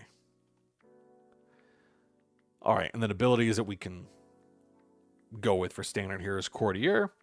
So you can tailor. Okay. That's very kill a kill. Okay. Forest Blade. Frost Blade, sorry. We see what we want to see. Okay, same thing like it was before, but now it's frost damage. And then it'll deal frost damage instead, and you can expend it to deal extra damage. Or no, you can freeze an opponent's limb. Oh, cool. Wrath Bolt. You're able to fire Wrath Bolts. They're thrown missile weapons. Do 1 heart of dark damage on a successful attack. Okay. If you envelop your Wrath's Blade with this ability, it now deals dark damage instead of mundane damage. Okay. So less of this cool stuff with Frostblade up here, but you can just have it do dark damage instead. That's nice. Options are good. Bulwark of Disdain. Get a +4 to your naked defense rating. Okay, kind of like the champion. Like, it just gives you options for armor. The hard way. Gain an edge on all negotiation attempts that use physical intimidation. All right. Desperate Friendship. You are now subconsciously connected to anyone you have a social bond with, and if separated, you know which direction to go in order to find them, and you can sense if any of them are in mortal danger. That's pretty cool. Barb Justice. You can choose to inflict an extra heart of damage on a successful attack, but lose 2 of your own. Oh my god. That's nuts. That's a lot. Caustic Truth. Once per fight, you can attempt to enrage your opponent with a disparaging or spiteful truth. And if you succeed, their rage now provides them with an edge on all attack rolls, but all attack rolls made against them also have an edge. So everything gains advantage. Rage ends if you die, or their rage ends if you die, are no longer visible or when the current fight ends. Okay. And these are all advanced abilities. Sword Storm. On your turn, you can summon clones of your Wrath's Blade or ammunition if it's a missile weapon to appear over the battlefield and rain down upon anyone surrounding you. That's awesome. Single attack roll. Results of the roll is used as an attack roll against everyone in the same battlefield area as you. Hit does 2 hearts of damage. Wow. Characters that have a social bond with you are exempt. After the storm, the summon weapons disintegrate. Wow. Oh my god. Okay, Relentless Pursuer. Speed rating increases. Iconoclast. You can attempt to enlist the help of a poor, enslaved, or otherwise disenfranchised local residents. Okay. Like, the downtrodden look up to you because you just get shit done, I guess, would be the thematic part of that. Okay. Overwhelming Might. You get supernatural might. Okay. There's just the cool, big benefits. Big, hugely benefits. Blades of Darkness. You can activate this ability at will upon summoning your Wrath's Blade. Same thing like it was for the Battle Princess, but now it's dark damage. That now drains an additional heart. Does that mean it goes to you? Oh. And then you can use and expend the ability and it will deal an additional heart of damage. Red Petal Revenge. If you're hit in a fight or suffer an ailment, you can attempt to get revenge on your aggressor. They suffer the same damage or ailment that they inflicted on you. Oh. Once every 24 hours. Okay. Vex Dispel. You can attempt to nullify a single persistent magical effect that is irritating you. Or any of your allies that are located in the same battlefield as you. That's kind of awesome. You just get so mad. You're just like, no, it doesn't work anymore. Spirited Slaughter. If you slay an opponent during a fight, you can immediately take another action afterwards, as long as it continues or accelerates further violence. All right. They can wear any kind of gear. Same thing, standard and thrown weapons, because you get your Heart's Blade, so none of that matters. Okay, +7 to attack over the course of things. +7 hearts over the course of things. That ain't bad. That ain't bad. Sage, this is your wizard. Wise hermits, eager apprentices, mischievous old witches, and court magicians. Yeah, just the big old sage. Who'd like to be a sage? This calling is perfect for players who like to employ clever, light-hearted solutions to problems. Okay. Start with 3 abilities. Grand Grimoire. Grand Grimoire is a large, personalized book that is always in your hands when needed, but nowhere to be found when you have no use for it. Only you can write in it.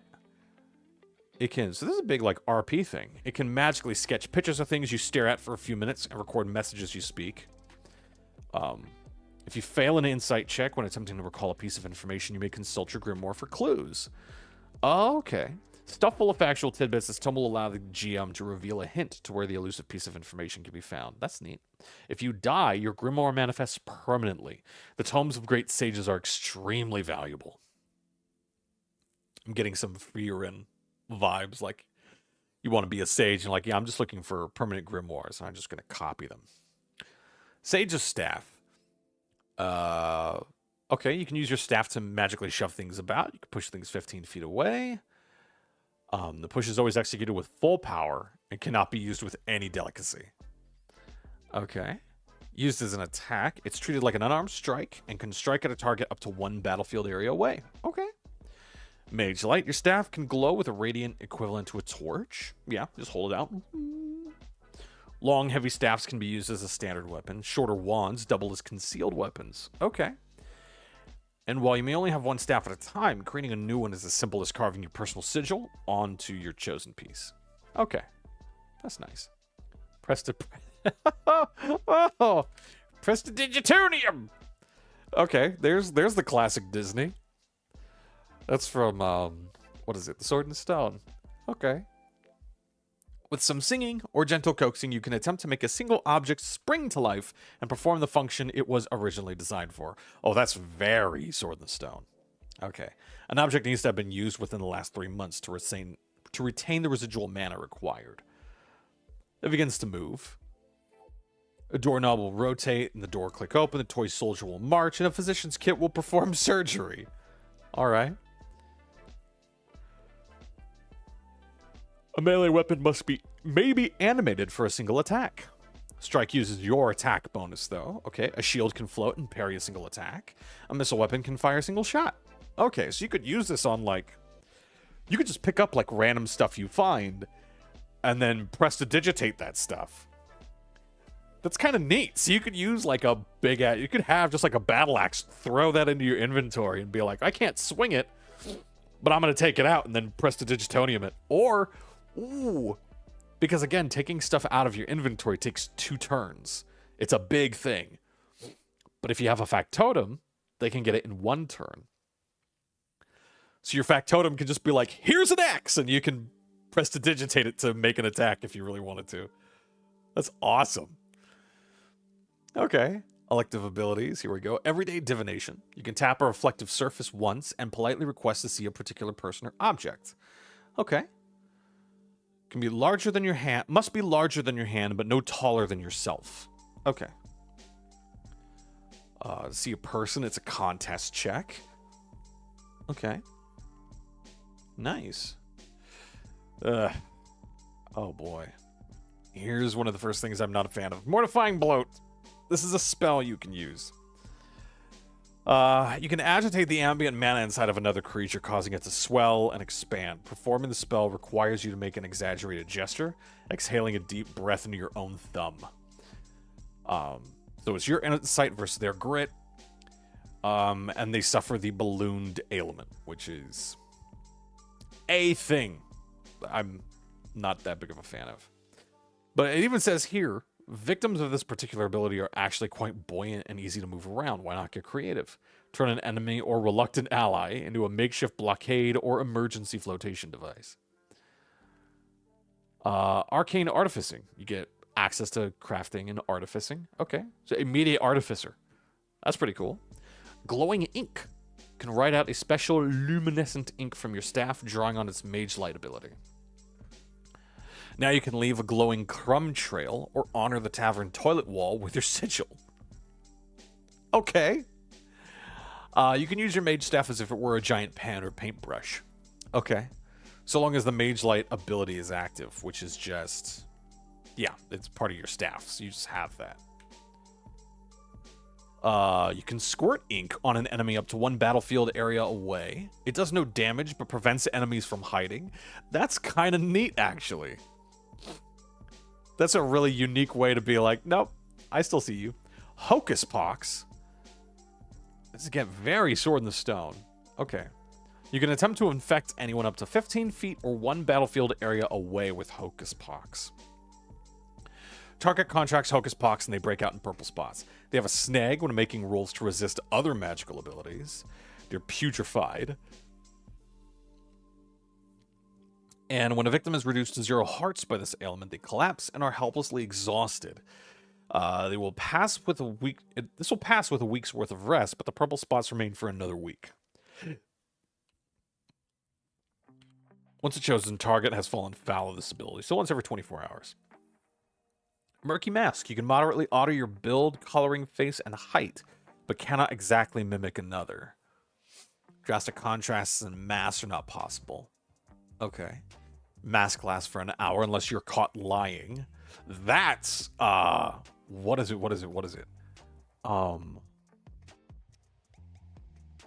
Oh, the Disney movie. With the two brothers, and it's got Chris Pratt in it. What's it called? Outbound? Oh my god. What is it called?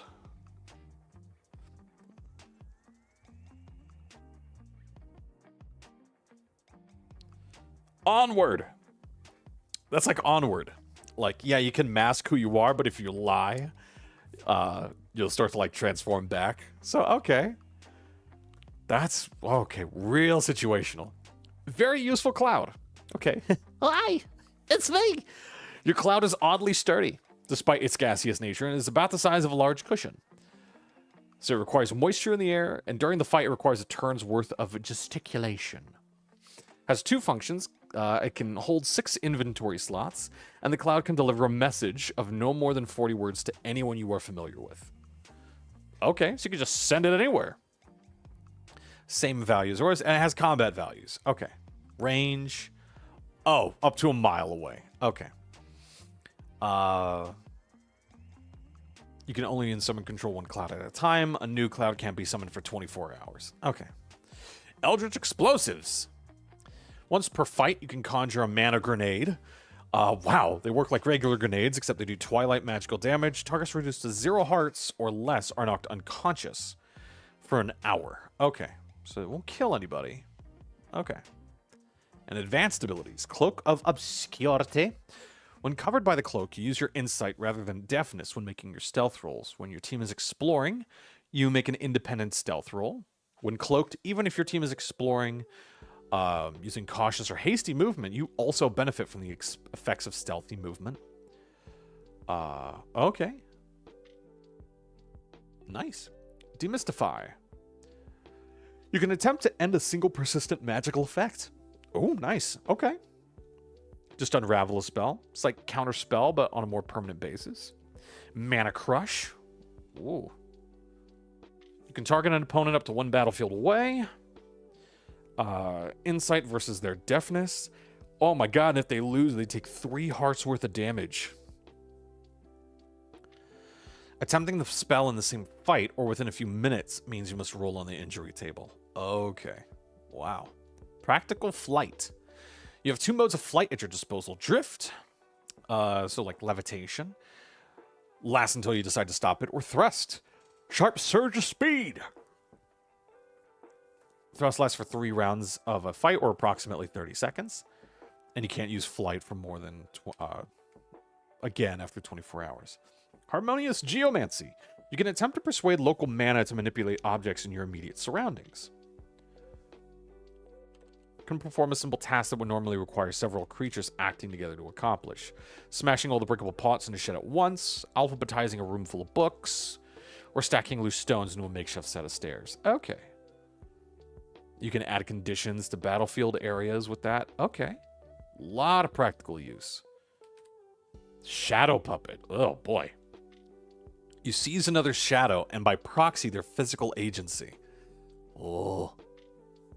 You can use this ability on any creature that casts a shadow and is roughly 10 feet or 1 battlefield area away. You control the target for the next 10 seconds or a turn during a fight. You must repeat and win the contest each turn to retain control of the target. And then if you fail or they break free, you can't use it for another 24 hours. Momentary Fortress. During a fight, you can use the fortress to attempt to block one inbound physical or magical attack.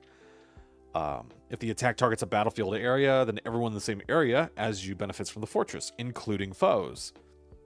If cast outside of combat, the fortress can be used to block harmful environmental effects, like burn damage or impact damage from falling rocks. And you can use the fortress as a reaction, but it means you don't get to act on your turn.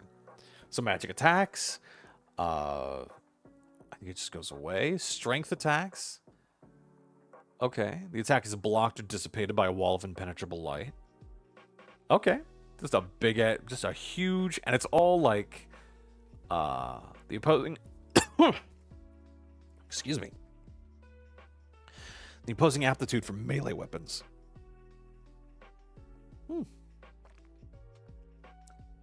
Oh, and it's always against your insight, depending upon what's being done. Okay. Soothing darkness. You can attempt to soothe someone with an injury. Okay. The injury subsides temporarily. That's not bad.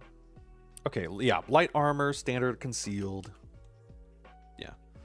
Their attack power only ever goes up by 4. And they only ever gain 3 more hearts. Yeah, real squishy. Okay, so Sage is less battle caster. I want to cast a bunch of magic spells everywhere, and is much more... They have methods of attack, but is much more like, I want to do creative stuff in a fight. Like ballooning with crowd control, or... like causing that pox thing to occur, shielding from attacks. Like, it's less a flat-out blaster caster. But they still have attack options. I like that. The Heretic. Here we go. Gloomy youths, raving priests, sinister warlocks, and daring onmyoji. Who'd like to be a heretic? Players who love dark themes and don't mind a bit of unpredictability will enjoy this calling. And you start with Fitful Sleep. Once per game session, you can ask your GM for clues on anything puzzling you about your adventure. The secret or clue is chosen by your GM and emerges as you fully formed thought in your mind. That's awesome. Dreadful. You have an edge on rolls that involve intimidating, frightening, or repulsing someone. Okay. And then Squire Marlowe. Marlowe, whom all chosen know. And there's a bunch of these. They're all like different spirits and stuff. Is there to make sure all your needs are attended to. Speak his name calmly, and Marlowe, a servant-like spirit, emerges from the shadows to do your bidding. He's in a fight. In a fight, Marlowe performs as a custrel, equipped with a quick weapon. Okay.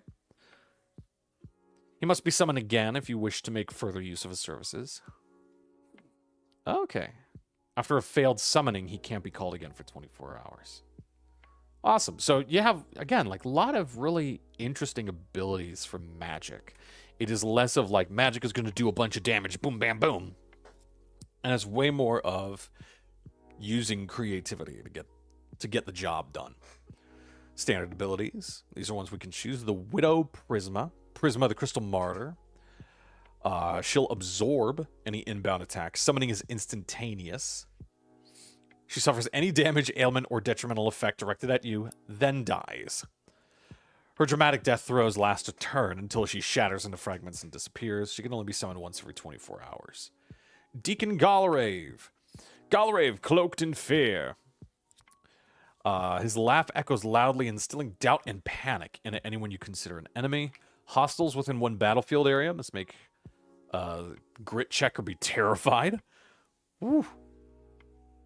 Bushi Miyabi. Miyabi, apparition of borrowed wrath, is a raging spirit. Point at an enemy, yell her name, and Miyabi will materialize next to your chosen foe. Oh, Jesus. You can set Miyabi up a foe up to 2 battlefield areas away. She'll strike with a standard weapon. Her attack bonus is always the same as her target's. Defense rating at 12. Her speed is fast. Wow. She manifests to take a single swipe at you for your impertinence and vanishes. If you fail, she'll hit you. Oh my god, that's awesome. Seer Kashna. Kashna, Lady of the Orb. Looked too often in her divining ball and was absorbed by it. Okay. You see whatever Kashna sees from her vantage point in the sky. She can be directed to any point within shouting distance. Okay, so it allows you to, like, see things you wouldn't normally be able to see. I like that. Yogi Tulpa. First. Call on Tulpa first and most patient. When standing in a quiet area, politely state her name, and Tulpa will emerge from the ground and attempt to answer a single question you ask him. Your question cannot be spoken, but must be written on something soft like parchment or cloth. I love that. And then he answers the question. Okay. If you fail, Tulpa coughs and chokes on the question. He then lectures you on the failures of this Aeon's youth before vanishing. Okay. Messenger Kalia. Kalia Whisper, most pleasant, is a sultry figure in a flowing dress. Say her name and Kalia appears ready to deliver a message for you. She drapes herself over your shoulder and will commit a message of no more than 50 words to memory, then vanishes. It can be delivered to a single recipient that you know. They appear behind the recipient and whispers into their ear so only they can hear, then vanishes. Kalia is amused by attempts to harm her spectral form. Okay, so she can't be harmed. Wretched Jara. Jara, that gasps endlessly, was so small, frightened that he shriveled into a small, rasping insectoid. Cry his name in desperation and Jara will instantly appear. He'll grab your head with his spindly limbs and move his body across your face to form a grotesque mask. You're immune to suffocation, enabling you to breathe in water or toxic fumes, but you can't speak. Oh my god. Count Paris, the Count with heart most cold. Turn dispassionately towards a target, and Paris will materialize by your side to stare them down. You don't even have to say his name, you just gotta look. Just give him a look. And then these are all advanced abilities. Ultima, whose fist is just. Throw your arms wide open, shout his name dramatically, and Ultima appears to smite a foe. He shouts their greatest sin aloud, for example, pride, indolence, or chicanery, and hammers them with his enormous righteous fist. Target takes 1 damage and must make a might check. Okay, and if they fail, they take an additional heart and are toppled, which I think is this game's version of prone. If you fail, you're prone. But it doesn't hurt you. That's not bad. Justinius, the Prince in Chains. Kneel and whisper his name, and Justinius will appear to ensnare your enemies. I love the Heretic class. This is so much fun. Okay, you can restrain your foes. The target loses 1 HP each time this is attempted, successful or not. So every time they try to break their chains, they take a hit point of damage. And if you fail, your arm is restrained. Okay. And just like you lose a heart every time you try to get rid of the chain. And you can't summon him again until you're freed. Okay. Delilah, whose rules absolutely is the light. Call out her name and Delilah shines forth, taking control of a mind that means you harm. Wow. You control your target next turn. That's awesome. Dowager Colette. Colette, our maiden of toxicity. The Dowager is called upon by covering your mouth in mock revulsion. She spasms into existence to belch toxic gas. Okay. So the area becomes harmful, so, like, I think that will deal damage to creatures in it. Servant Pazu. Pazu of many wings. Relax your limbs and whisper his name, and Pazu arrives to lift you into the air. Okay.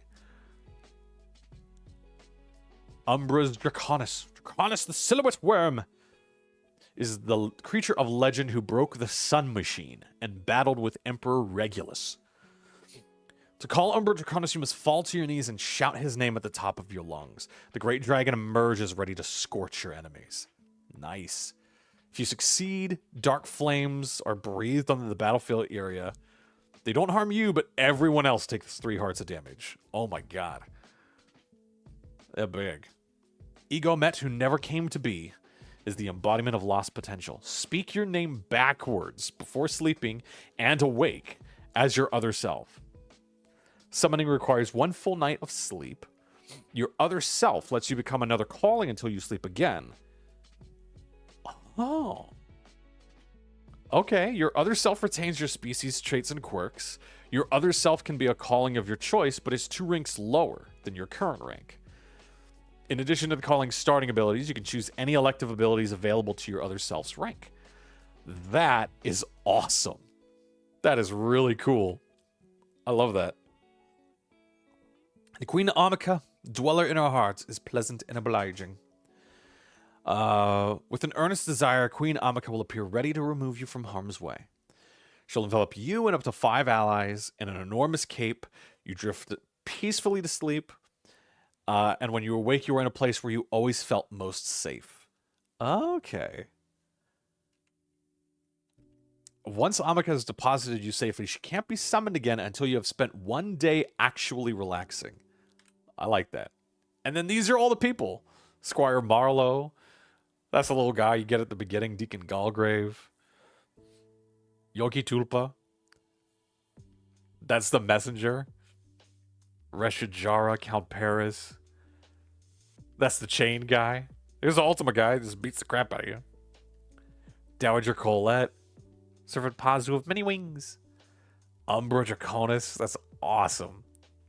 Egomet. Yeah, it just takes your form. And Queen Amica. That is awesome.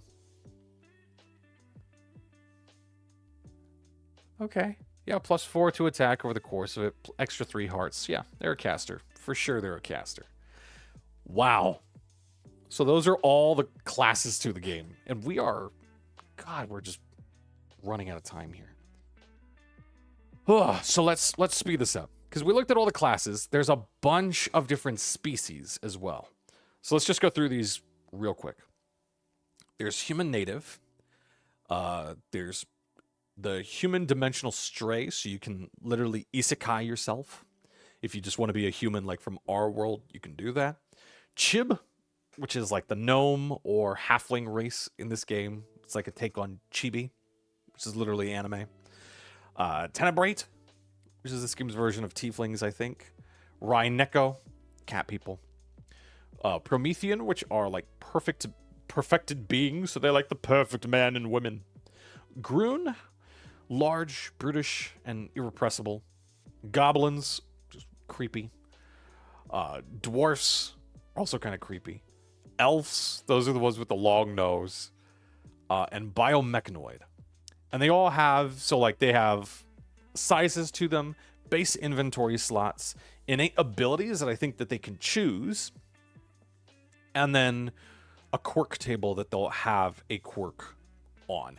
If it's specific, it'll tell you. So you could just if you have the PDF, just click on that. But quirks are a way to change up how your character acts, more or less. Species abilities. So yeah, species size that you have here. Then we have supernatural abilities. And then homeland and history. So yeah, purviews are part of a homeland and history. That was in some of the classes as well. If you have a certain purview, you can get a +2 to the roll if that's what you're trying to do. So it might be always helping out the little guy. So if you're trying to help somebody that's kind of down and out doing a thing, you'll get a +2 to that check, regardless of whatever it is. And then some starting gear, then some languages. There's a bunch of languages. And they do something really neat, which is, I think it'll be somewhere here. Yeah, like Outer World scripts, like how these things look. This whole section's kind of neat, but it's weird. There's all these different languages for different areas of the world, but the world hasn't been explained yet. So a lot of these things, if you're from the Wistful Dark, what do any of these things mean? Kind of don't really know. But there you go. These are the purviews that you get if you're a Blight Raider. Or if you're a Magica University graduate. These are the purviews you get. And then starting gear, things that you get and obtain. And these are all over the place. Traits are really simple. You take 2 positive traits. So you look at one of your aptitudes and give them a +1, and then you gain this thing. So if it's a +1 to might, you're more powerful or brutish than others of your kind. And then one of your aptitudes gets a negative and you get that kind of roleplay ability. So -1 to insight, you're more naive or simple than others of your kind.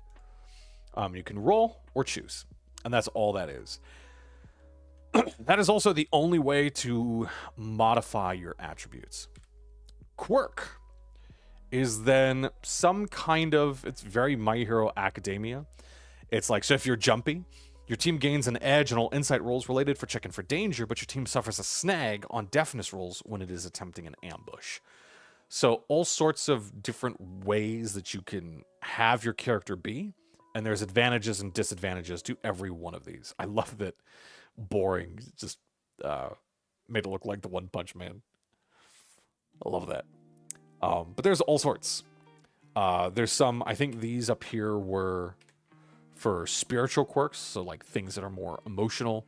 They have physiological quirks, like Big Eater or Winged, things like physically affecting your character.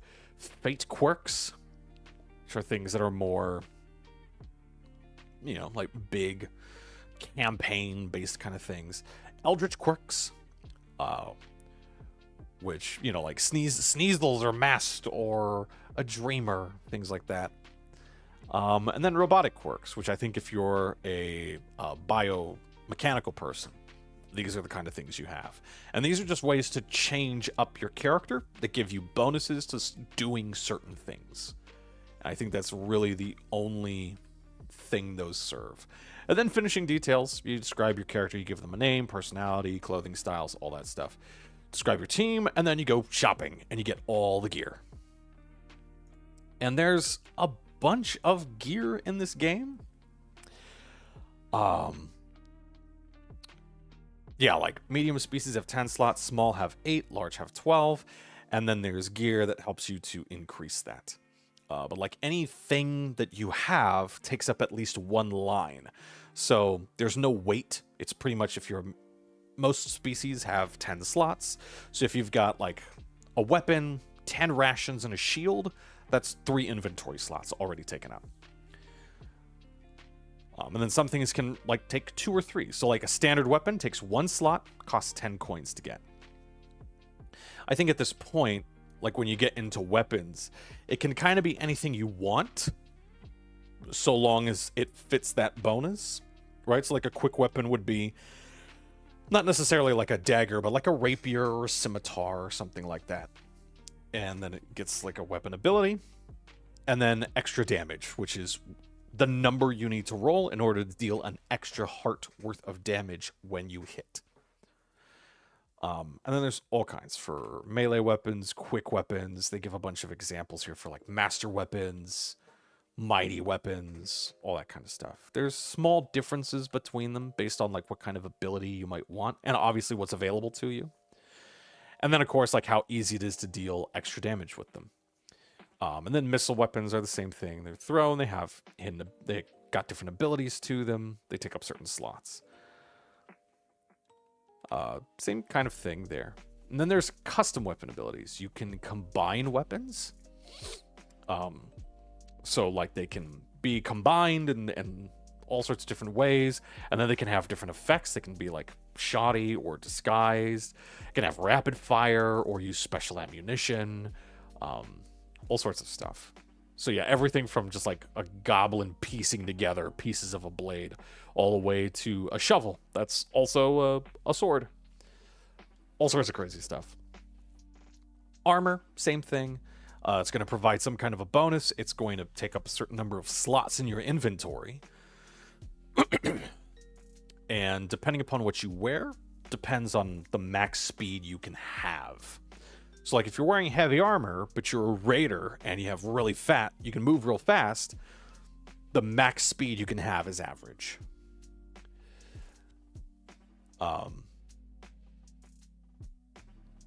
Yeah, so while you're wearing it. So depending upon like how fast you want to be, will determine how much armor you're actually going to wear. And then they give you examples of all sorts of those. Medium, heavy armor, super heavy armor, which is just like huge stuff. And then again, you can make custom armor as well. So it's anti-hazard or spiked or buoyant, or cargo. It has its own inventory spots. All sorts of stuff. All sorts of different ways to either like craft it or get it specially made.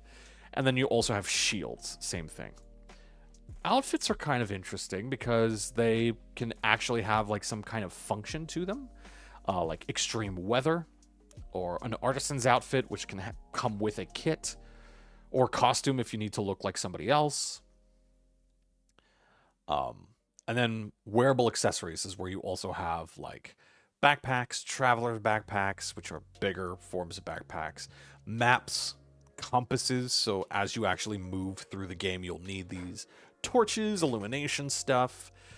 So a lot of the gear in this game is either, like for kits, required for a thing you need to do, or it's just going to give you bonuses if you're doing a kind of thing. Books, same thing. So gear, you're just kind of either fishing for, can I? These are like things you get, almost like abilities, because you have this thing. Or like suffering consequences. It's kind of weird. Then there's a bunch of chemicals, there's oils, there's bombs, there's solvents, there's trade goods. Adventuring gear is just sort of like everyday kind of thing. It's either 1 or 2 slots, so it will cost about like 8 coins, right? So like stuff is very much simplified down. They use stones instead of copper. I think it's 100 stones per coin, and then 100 coins per gem. It's their way of having that kind of trade. Like a star gem is worth 3 gems. That's 300 coins or 3,000 stones. Shadow stone, all sorts of stuff. So there's all different kinds of gear as well. And then there's companions that you can have. You can have companions. Everything from like animals following you around to followers and people, like a little squire or a child. All sorts. And they have their own stats as well. And then a list of like different services, room and board, treatments, that whole chestnut. So there's a whole bunch of stuff. Character rank. Here we're really talking about like how you earn XP. So how you earn XP in this game is just awarded at the end of every session. You receive 1 XP for effort for each hour spent actually playing. And then there's discretionary XP for achievement. And so it usually goes with like 1, 2, or 3. So 1 XP is defeating or pacifying more powerful or numerous opposition, obtaining some great reward or important knowledge, where 3 is literally completing some grand multi-session adventure or endeavor, or, you know, having a team epiphany or revelatory moment. All sorts of stuff. So like big, from small to big. So you could even say like any combat encounter that your players get through without is 1 experience. If they get through it with no injuries, they get 2 experience, right? Something like that. Because it's all discretionary. A game master is just going to hand that out as they deem fit. And then allegiance, this is the game's version of alignment. There's just dark or bright alliance. And as you gain these points, you'll gain stuff. So like feathers or a halo for bright allegiance stuff. Melodious voices, things like, or these are dark ones. So then you might get like horns or a shadow mark or raptor's talons, things like that. So you might start the game with some of those, but that's also how you get them. How the game is actually played. Let's get into this real quick. There's session, adventure, and saga formats. I really wanted to get through like a lot of the character stuff because that's a lot of where the characters are going to be. This is going to run a lot like any other TTRPG. You're going to describe what it is that you want to do until there's a possibility for failure, and the Game Master will ask you for a check. All of that is done through aptitudes. So just your aptitude. Actually, that's good to look at. Let's look at that too. Everything is just an aptitude check. So it's, you know, one of your 5 or 6 aptitudes, and then you're just rolling under that number. If you'll remember, some of the highest ones that characters might start with is 11. Some of the lowest ones are 7. and all you roll is a d20. That's it. It's not a d12, it's a d20. So when you got to roll under a 7, you are very likely to fail. When it comes time to, like it says here, time critical situations like combat or things like that, it goes by side. So all the players will take their turns in any order they want. Then the game master will take their creatures' turns. Then it goes back to players and they'll take all their turns and so on and so forth. So there's no initiative. I think there's a roll for initiative. I think so.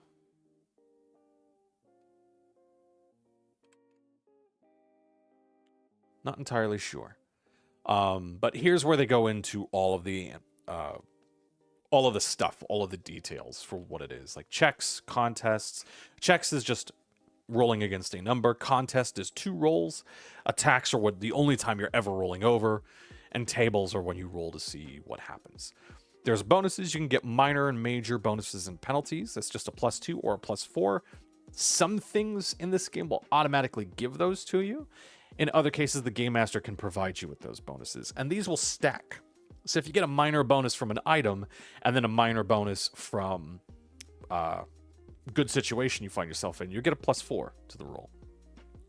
If you get a bonus from an item, but you're suffering a penalty because of some reason, either the terrain you're in or you're trying to do something that's out of your league, then it's just a flat roll.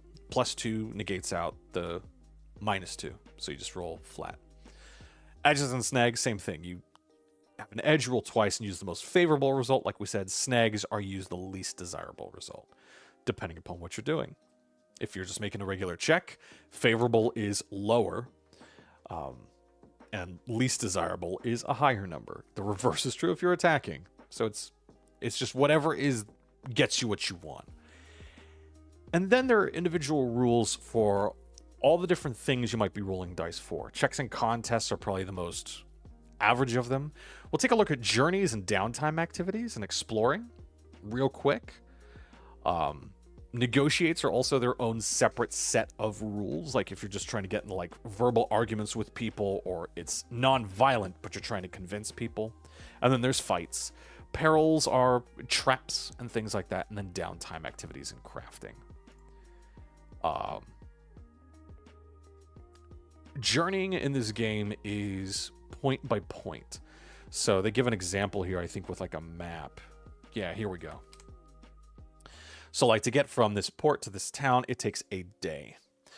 And if you're traveling across a road, you don't need any kind of like tool or guide or anything. Almost anybody can do it. But to get from this village to these ruins, it's going to take 4 days. So these are 4 like journeys that you're going on, 4 checks. And you will need to figure out like how you get there. It's entirely possible to get lost. So you work out a day's worth of travel, and then you make it like a travel check. Following a path requires a guide or navigational tools. Without them, you get lost. Trailblazing a new route requires your guide to make a successful insight check. If you attempt it without a guide, you get lost. And then if you're lost, you literally will lose progress or not gain any at all, depending upon how bad it is. There might be an encounter, which might be like a fight or just something happening. And then choose whether to camp or rush, which is kind of like suffering some kind of injury, maybe, maybe not. But yeah, it's point to point. So whenever you travel, it's just like this day you travel, you determine if you get lost or not, if you're able to. And then an encounter might happen. So every day of travel, something is going to occur, is the general idea. Just fill the space of a session, but also to make it interesting and exciting to some degree. And then there's navigating tools. There's all these rules for like being a guide and special movement. And then, of course, getting lost and what happens to you when you get lost. And then just map encounters. This just says, I'll roll on a map encounter table appropriate to your location. So just like whatever it could possibly be. Like just different effects. And then exploring is everything from like dungeon crawling to also exploring a site. And they give like another example here, like this could just be the site of an exploration. It doesn't have to be a dungeon, but it's still laid out kind of in the same way as a dungeon. right? Like, you might go from the windmill to the town hall. There might be like a secret door that links them. Or like from the town hall to the clock tower, there might be a secret door. And you could try to find that. But same kind of thing. You could take a position. There's rearguard, observer, vanguard, and scout. And these each have bonuses depending upon what you're doing. Like rearguard, if you're just in the back. If a trap or blast is set off behind you, you can choose to shield the PCs in front of you from its effects, but forfeit any checks to avoid the effects yourself. So you could just be like, nothing happens to everybody else, and I just take it. And then like a scout, you'll arrive at a location first, can use a different movement type. And then there's like cautious movement, stealthy movement, fast movement, all the different ways you can like try to interact with a location that you're in. The general idea of this is that for every kind of thing you're doing in Break, there's like a different rule set that you might use. The best way to think about this is like Pathfinder, especially Pathfinder 2nd Edition, where it says like, oh, there's like combat mode, and then there's exploration mode. When you're playing the game, it's never going to get to a point where the game master says, we're now in exploration mode. You know, like, turn it on. But if you're going into a dungeon, as a game master, you might say, like, okay, who's going to fulfill these rules? You know, like, who's a rear guard, who's an observer, who's a vanguard, who's a scout? If you're playing with more than 4, it might just be like, which of you, like 6 or 7, which 4 of you are going to take these rules? Just so that if something happens, there's specific rules that you can follow. Same thing that you would do with Pathfinder. And then there's negotiating fights and all that. There's also downtime. They have some great rules for downtime, which is amazing. I'm going to really go into one. There's crafting. You can heal an injury from yourself. You can identify relics. This is one that is really nice. You can prepare. This is the rules from Blades in the Dark applied to something like this, like more OSR game. You allocate an amount of money to spend on your preparations. When your adventures resume, you leave a number of inventory slots blank for prepared items, specifically for prepared items.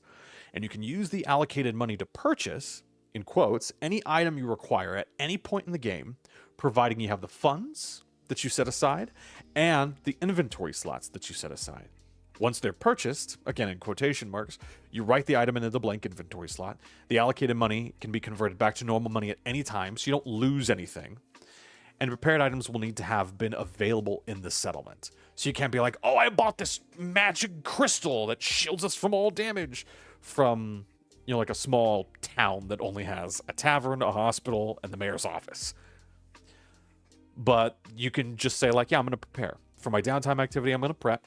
You can set aside a certain amount of money, set aside inventory slots, and as you adventure and do stuff, you're like, oh, wait, I have that. And you just have it.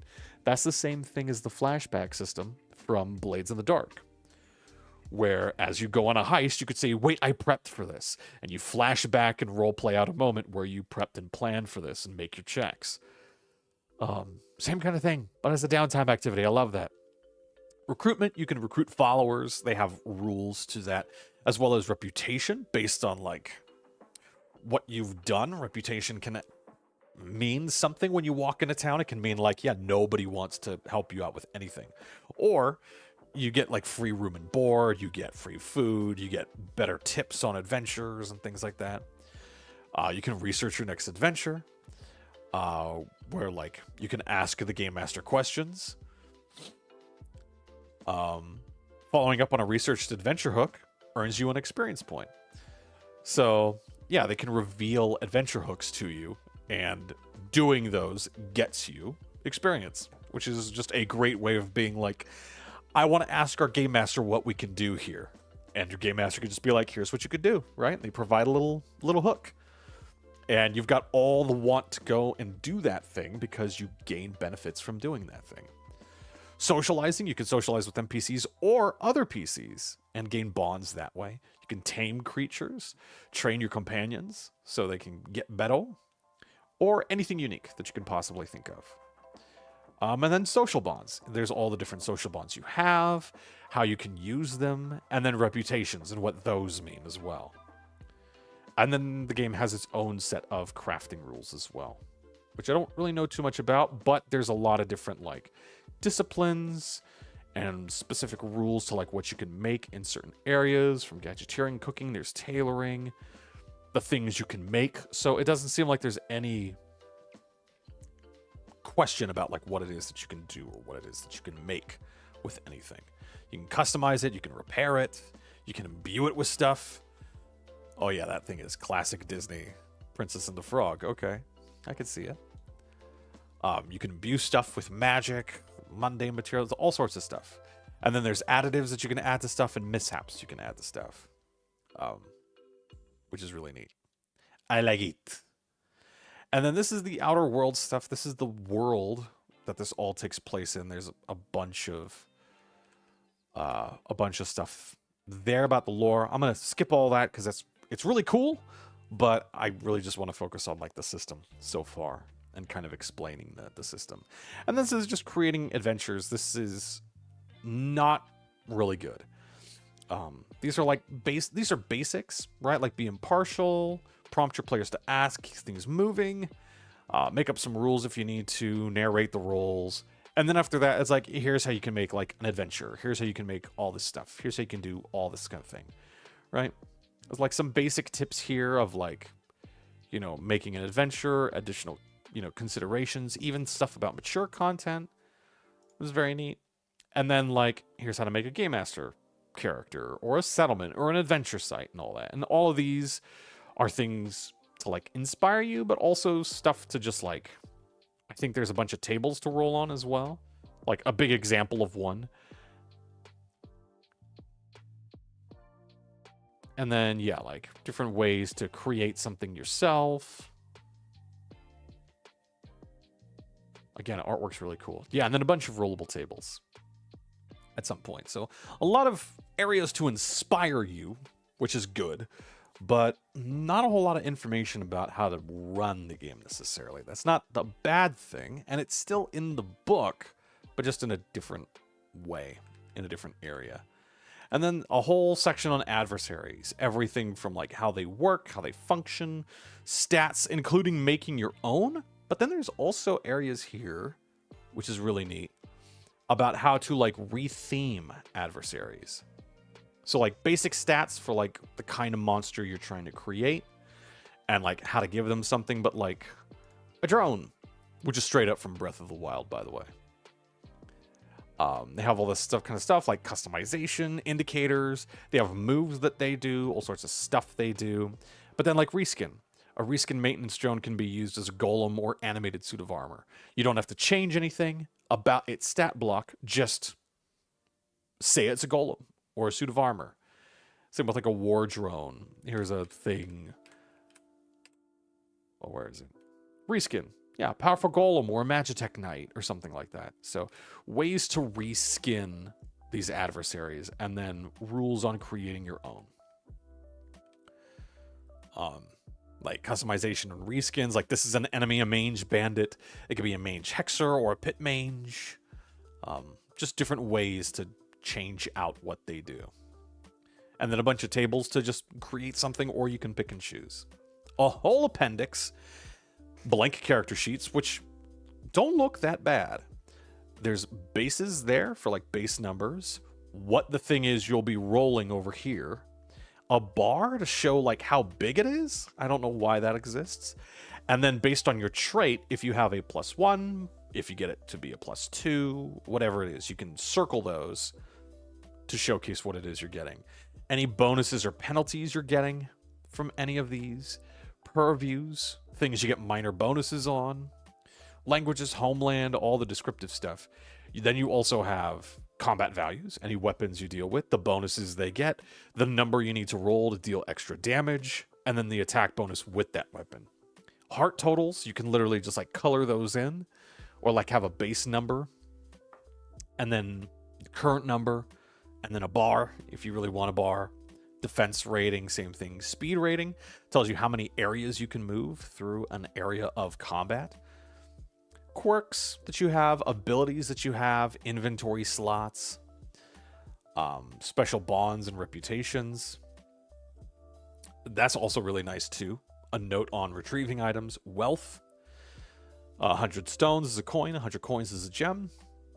And then your allegiance, points you have, and then your actual allegiance, if it's dark or bright, unaligned at all, the number of what gifts you have, like wings or horns or what have you. And then an example page. Like, here's how that would look. So for this character, you would roll under. To make like a grit check, you have to roll under a 10.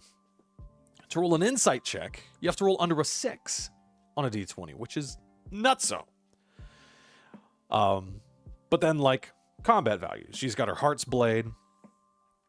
She gets a +1 in it, so the total attack bonus is a +3.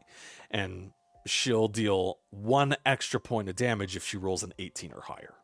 Total, like grand total, not naturally. And then, like, yeah, defense rating, it's a 10, and then you can write in all the bonuses you're getting from everything you're getting it from. And then over there is where the actual number is. So not a bad character sheet. And then at the very end, it's all the appendixes, but then it's all, like, extra stuff, like values of extra damage, how easy it is to deal extra damage with these things. Inventory slots, how much they cost, who can use them. Armor, same thing.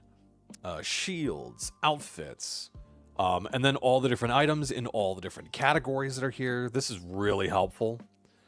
As well as services, all stuff you'd find like on a Game Master screen. And then gameplay basics. So same thing, edges, snags, bonuses, penalties. Really, really helpful stuff. For everything for journeying, for exploring, you know, like what each role does. The movement types and bonuses that you get from them. And it'll just take like a page. So it's really nice to do. The different speed ratings that you get. And how those work and affect like defense ratings, basic defense ratings, and then your armor rating. Which is all in the character section, but it's here as well. Different stuff that you can do, like first aid, extra move, use an ability, combat abilities, assists, like an attack assist. All sorts of cool stuff. The damage things will deal, like mighty weapons will deal too. And then injury table, which is bonkers. This is something we didn't go over. Hearts, yeah, you'll lose hearts. Things go down. But then if you are at 0 hearts and then you take damage, you'll take an injury. So hearts don't necessarily mean that you are down and out. Hearts, getting the 0 hearts does not mean that you're out of the scene, you're out of the fight. You still can fight, you still get actions. But if you take a hit, then you roll on the injury table. And these are bonkers. So, like, this is first injury. So if it's your very first injury, you roll a d20. Based on what you get is what happens. So if it's your first injury, on a 19 or 20, you're out cold. An enemy can slay you in 1 turn, and you're unconscious until the fight's over. But if you roll a 15 or a 16, you have a broken arm. So you're at half might for checks and contests, and if it's the second time you get it, that arm is severed. It's just gone. Same with broken legs. So it's insane. Like if you roll a 19 for your second injury, you're mutilated. So the more injuries you acquire, the higher these numbers are. So like your first injury, if you roll a 1 through a 5, you just miss your turn. Skip your turn. Nothing else happens to you. But if it's your third injury, that only happens on a 1 or a 2. And you are very likely to roll these higher numbers, like 13, 14 is near death. 11 or 12 for your third injury is out cold. For your third injury, a 20 is just a messy affair. There's nothing left of you. So it's insane. Like it's bonkers stuff. The injury table is not all bright and colorful like the rest of the game is. It's bonkers. And then all the different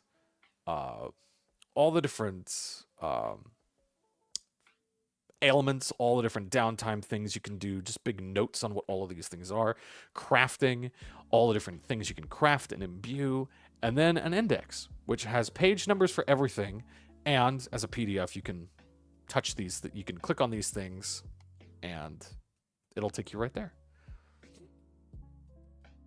And that's real quick. We got real quick to the end with break, but I did want to look through all the different classes just to kind of see what they were and how they do things. Oh, there it is.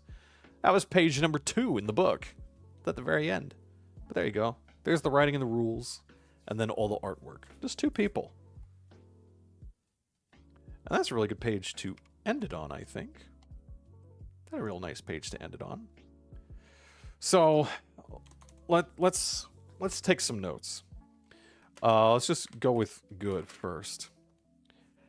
Or, yeah, let's just go with good first. Simple. Just roll a d20. Just roll under. Like, that is easy stuff. Actually, let me see if I can... Whoa, no, cannot do that. Oh, cannot do that. Okay, I see. Well, let's just do that then. There we go. So good. It's simple. This is a simple game engine. Actually, let me see here. There we go. Nice and big.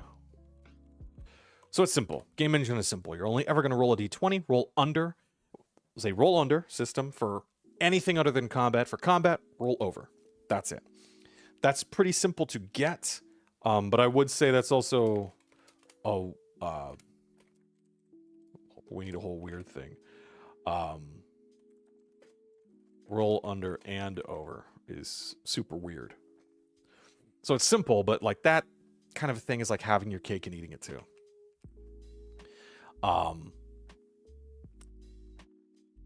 I would say a bad thing is the actual classes in this. Something I don't like is callings are, I guess, like static. Callings are really static in this game. Every battle princess is going to have the same stat allocation. And the 3 same starting abilities. Every factotum is going to have the same 3 starting abilities and all the same stat layout. Those are modified. Like, stats are modified, but not by much. So, like, sure, you could have 2 sages or 2 murder princesses if you really wanted to. But the stats aren't going to be very different, so they're going to feel very samey.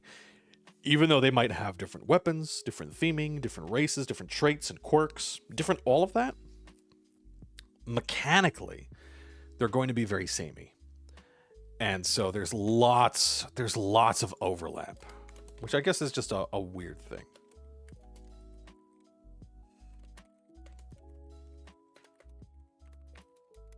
And small groups are best for this.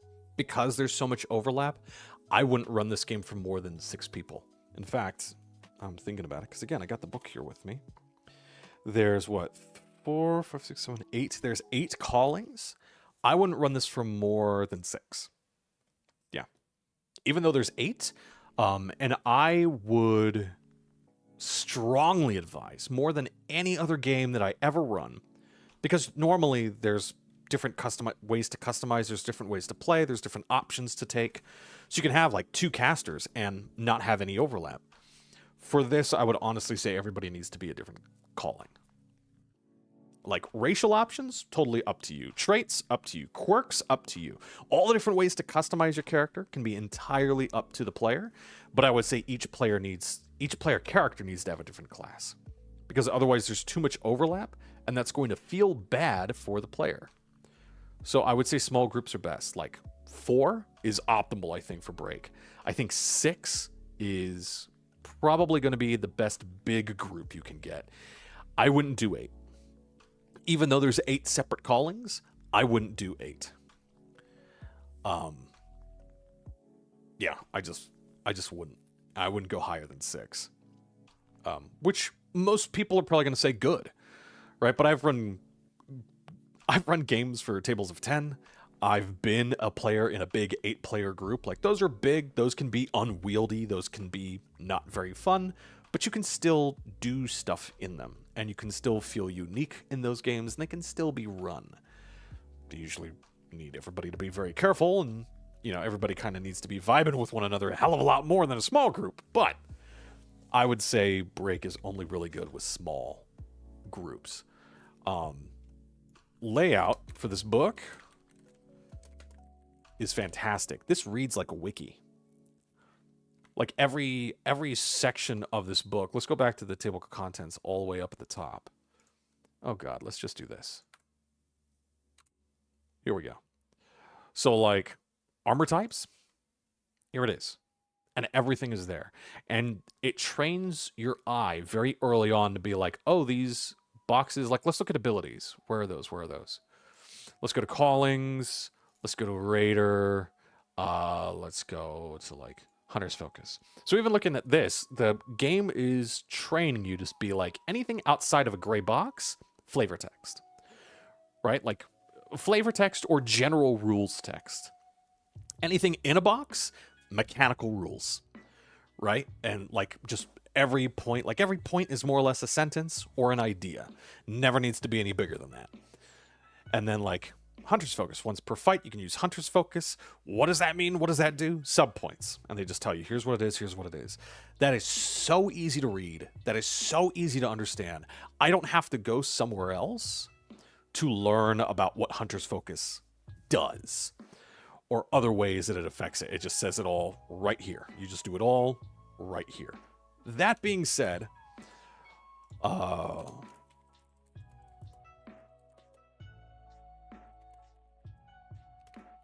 order of this layout is confusing.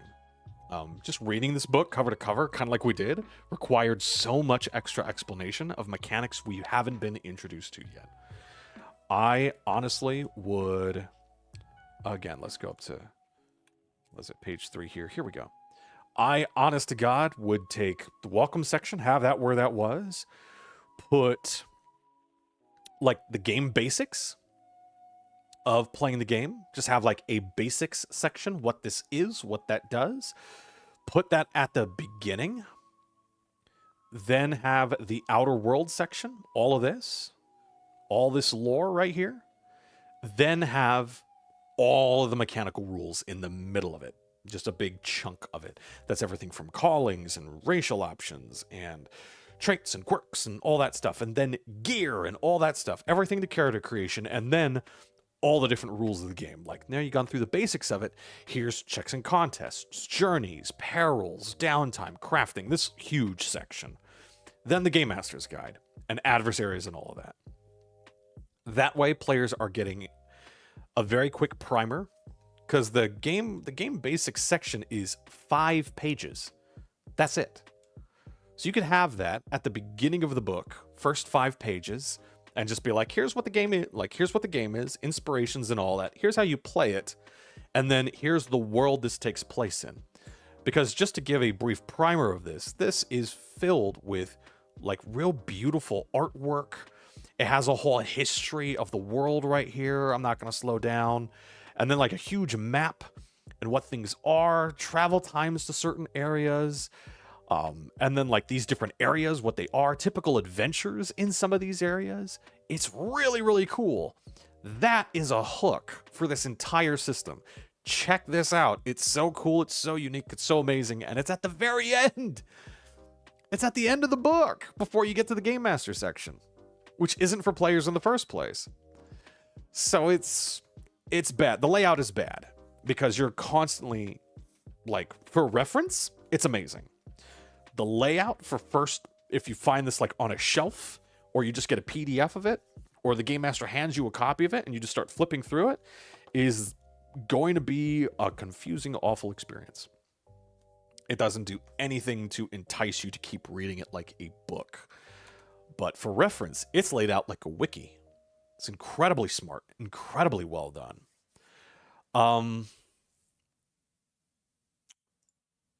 The weird, and this is definitely the weird. Lots of room for creeps. We're gonna look at one. We mentioned this before. We mentioned this earlier. Let's go to page 3 here. Let's go to, where is it? Let's go to the Sage. This ability, Mortifying Blow. This is something that a Sage player can get access as soon as level 2. which is going to happen as soon as the first session is done. They can balloon an enemy. What is ballooning? It's more or less everything that this artwork is going to insinuate. If this artwork makes you uncomfortable, just you wait. Ballooned. So your body swells to inconvenient proportions. The embarrassing ailment is most often caused by spiteful hexes or malicious magic. So when you're ballooned, your speed rating is slow. Suffer a snag on might, deafness, and grit rolls. Suffer a snag on attack rolls. Attacks against you have an edge, so you have disadvantage on attacks. Attacks against you have advantage. You're buoyant and easy to roll. Armor or other snug clothing may rip or fall off, requiring repairs. You can't fit through doorways or small spaces. To remove the ailment, you must be drained or deflated. This is just kind of a lot of really good verbiage for players to be really creepy with this. As far as like contests go, like to do this to anybody, literally just requires like a check. That's all it requires to do this. It's an insight versus your target's grit. You can do this against player characters, which means because there's no resource system, you can try this as many times as you want until you're successful, if the game master will allow it. Yeah, that's one example. That again, like I said, I've been on the internet for a long time, since it was born. I've seen a lot of creepy shit. I know what creepy shit is out there. I know what kind of adult cartoons are out there. There's a lot of that stuff. So that is weird. But again, I showed this to the beautiful lady, and she was like, "That's actually really funny and cute, and it's also got like mechanical add to it." So I've gone back and forth on that, and there's a lot of examples for that. There's a little enemy that can cause you to be ballooned that literally, I think as written, says it has an ability that will destroy it. It destroys this little creature, but it has to fly into an orifice, explode, and then you're ballooned. So inflated. Let's call spade a spade. You become inflated. And your armor and your clothes can rip off. There's no need for that. Like, they could have just said, like, your armor won't work, right? Like, whatever benefits you get from your armor are negated. They just don't work, right? But instead they're like, oh, they might rip or fall off. Weird, right? Like, there's a lot of room in this system for creeps to be creepy. And being a man in the TTRPG space, trying to get more women to feel comfortable in the TTRPG space, that for me is an unacceptable line. But I understand that that's not going to be for everybody. Not everybody's going to be creeped out by that. And a lot of people, like the beautiful fiance, might look at that and be like, that's actually kind of funny, right? Like you could do a lot of funny shit with that, right? Get up to shenanigans. So, like, again, that depends greatly on how it's run. I know if I run Break, I'm not going to be creepy about it. I know how to run it. And if my players are creeped out by it, I just go, great. That ailment, that condition doesn't exist. And all's fair, and it all works out. But if I play this, and a game master wants to be creepy with it, they probably can be, because there's a lot of room in the game for them to do that. So it's weird to codify stuff like that in a rulebook. It's just weird. It's not a good thing. It's not a bad thing. It's just a weird thing. So I guess, like, who would this be for? I would say, let's see, let's shrink this a bit so we can keep writing. Who's this for? Fans of anime. This is Anime Trope, the TTRPG.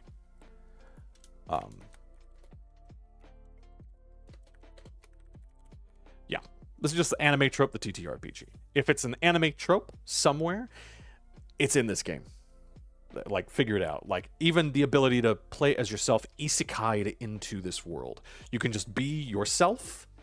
Your calling can be a factotum, so you don't have any, like, combat prowess, but you got a big-ass bag you can haul around, and yeah, you can just do that.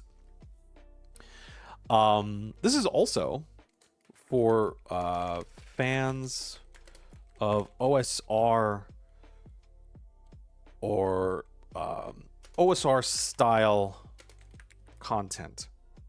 If you're a fan of like older games, like older versions of D&D, like first and second edition, or just older games that were made real early in the hobby's life cycle and timeline, Break pulls from a lot of those. Roll under systems were more common way back in the day. This game system is also very difficult. It's insanely difficult. That might be a weird thing as well. Failure seems to occur a lot more than success. You know, if you've got a skill that you got to roll a 7 or under on a d20, you're very unlikely to do anything like that. Meanwhile, if your best stat is a 12, rolling a 1 through 11 on a d20 is, you got a 55% chance of doing that. That's a little better than a coin flip. So yeah, like players are fishing for pluses. Their players are going to fish for a lot of bonuses. Let's just do that. Players are going to be fishing for a lot of those bonuses. And I did say, let me see here. Who said this? Somebody said this. Okay. I won't play the video because that's just very React content and I don't want to do that. But from Notepad Anon, they are a YouTuber. The best explanation I've ever heard about this system, having read it, having looked at it, having seen other reviews for it, is Disney's Berserk. Or Ghibli's Berserk. If you've ever... I think there's an H in that, right? Who cares? Ghibli's Berserk. Berserk is a very dark series. It's a very dark series. Very grim dark. Break as a TTRPG looks like it has a lot of failure in it. It looks like things don't go your way if you're a player. All these status elements are crazy. If you run out of hearts, which can happen very quickly, you're going to start like breaking limbs or dying very quickly. Like, this gets intense very quickly and can get intense very quickly, but it's bright and colorful and cute and funny and weird. And so it's very much Berserk by Disney or Berserk by Ghibli. That was said by Notepad Anon on their review on YouTube for this game system. And it's more, their review's more tongue-in-cheek, and their review is definitely more cynical about the system, but I wholeheartedly agree on that 2-word description. If you think of that, you'll immediately understand what the system is about. It's cute and cuddly, and then you start playing, and limbs are getting broken, and you're sending followers into dungeons like you would in 1st and 2nd edition D&D. You got some followers, like, oh, go walk down this hallway, see if any traps occur. Yeah, you can go into town, you can recruit a follower, which could absolutely be a kid or a cute little cat or something, and then go into a dungeon and be like, walk down this hallway, see where the traps are, right? Like, you absolutely could do that. There are rules in this game that allow you to do that. So it's very... that is a weird thing about it. But also, this is for folks...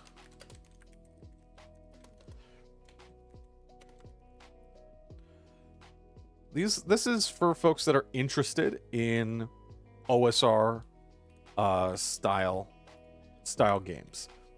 If you're someone like me and you don't know where to go or where to start or anything like that, Break might be a really good place to start, because it's drenched in that OSR style of game design where things are hard, death can come very quickly and very unexpectedly.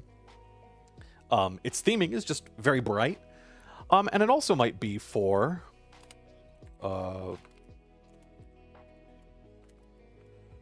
fans of OSR games and content that don't want another grimdark setting.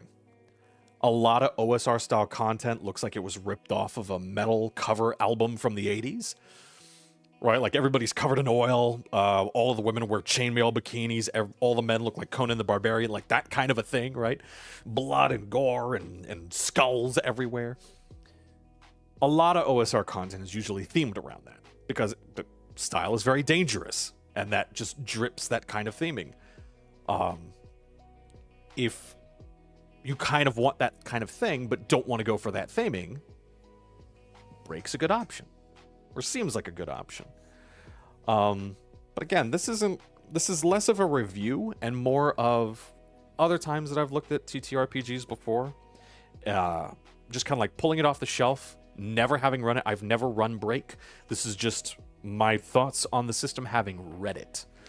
And in some cases, perused through some sections, and like we did with the class section today, like really going through classes and looking at like what all these different classes can do. I will say that as well. Let's shrink this a bit.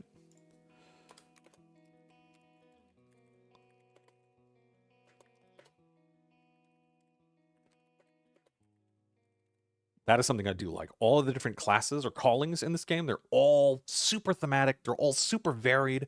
Lots of different ways of doing things with each and every single one. That's why I would say this is really good for small groups, because having two of the same calling in a group is going to be filled with overlap. But having everybody be something different is going to have everybody having different strengths to use in different situations. Everybody's going to feel really helpful a lot of the time. This is a good system. Like I said at the top, this is a system I don't think I'll ever be able to get to the table. It's very difficult. This very much is, like I said, who's this for? It's anime trope, the TTRPG. So if you're a fan of anime, if you're a fan of all the different kinds of fantasy anime that are out there, isekais for sure, Break's got your number. This sounds like that would be an easy sell to make. But I think if you're trying to pitch a game system to a bunch of OSR grognards that are fans of the dark and grim, Break is going to bounce right off. I would love to run this system. I think it'd be a lot of fun. The world is beautiful. I'd love to run it in the world. The game system seems real simple enough, and it feels really good. This would feel really good for like one-shots or small adventures even, just to try it out, just to see what it's like. There's a lot of potential with that system. I really like it. I like it. I don't know if I'm ever going to get it to a table. If I ever do, like I did with Fabula Ultima, I will always come back with another small stream and say like, hey, this is what I learned. This is how it plays. This is how it works out. So I got to get going. The beautiful lady and I haven't eaten yet. And it's real late. So we got to get something to eat. So thank you for joining me tonight. I really appreciate it. This was long. This was longer than a lot of other streams that I do. I know. I'm very sorry about that. It's filled to the brim with information. So I hope folks like it. And this one is available to buy now. So if you like what you see, you can go to just search for Break TTRPG or Break RPG, because I think that's the full title of it. And you can buy it directly from their website. And I think you can either just get a PDF and that's it, or you can get a PDF with a core rulebook or a core special edition rulebook. Again, the core rulebook has blue edging on it, and that blue edging comes up on your hands, and the book is white. So handle with care, I would say, or with disposable gloves if you want it to keep looking nice for a long time. Thank you guys very much for hanging out. I really do appreciate it. Tomorrow morning, we're definitely going to be streaming again at 9 in the morning. 12 hours from now. Jesus. So thank you so much for hanging out with me. I appreciate it. I appreciate you. Be kind to yourself. Be kind to others. Play Break if you'd like to, or ask your favorite local game master if they've heard of Break and if they'd like to run it for you if you want to play it. Yeah, be kind to yourself, be kind to other people's, and I will see you all tomorrow morning.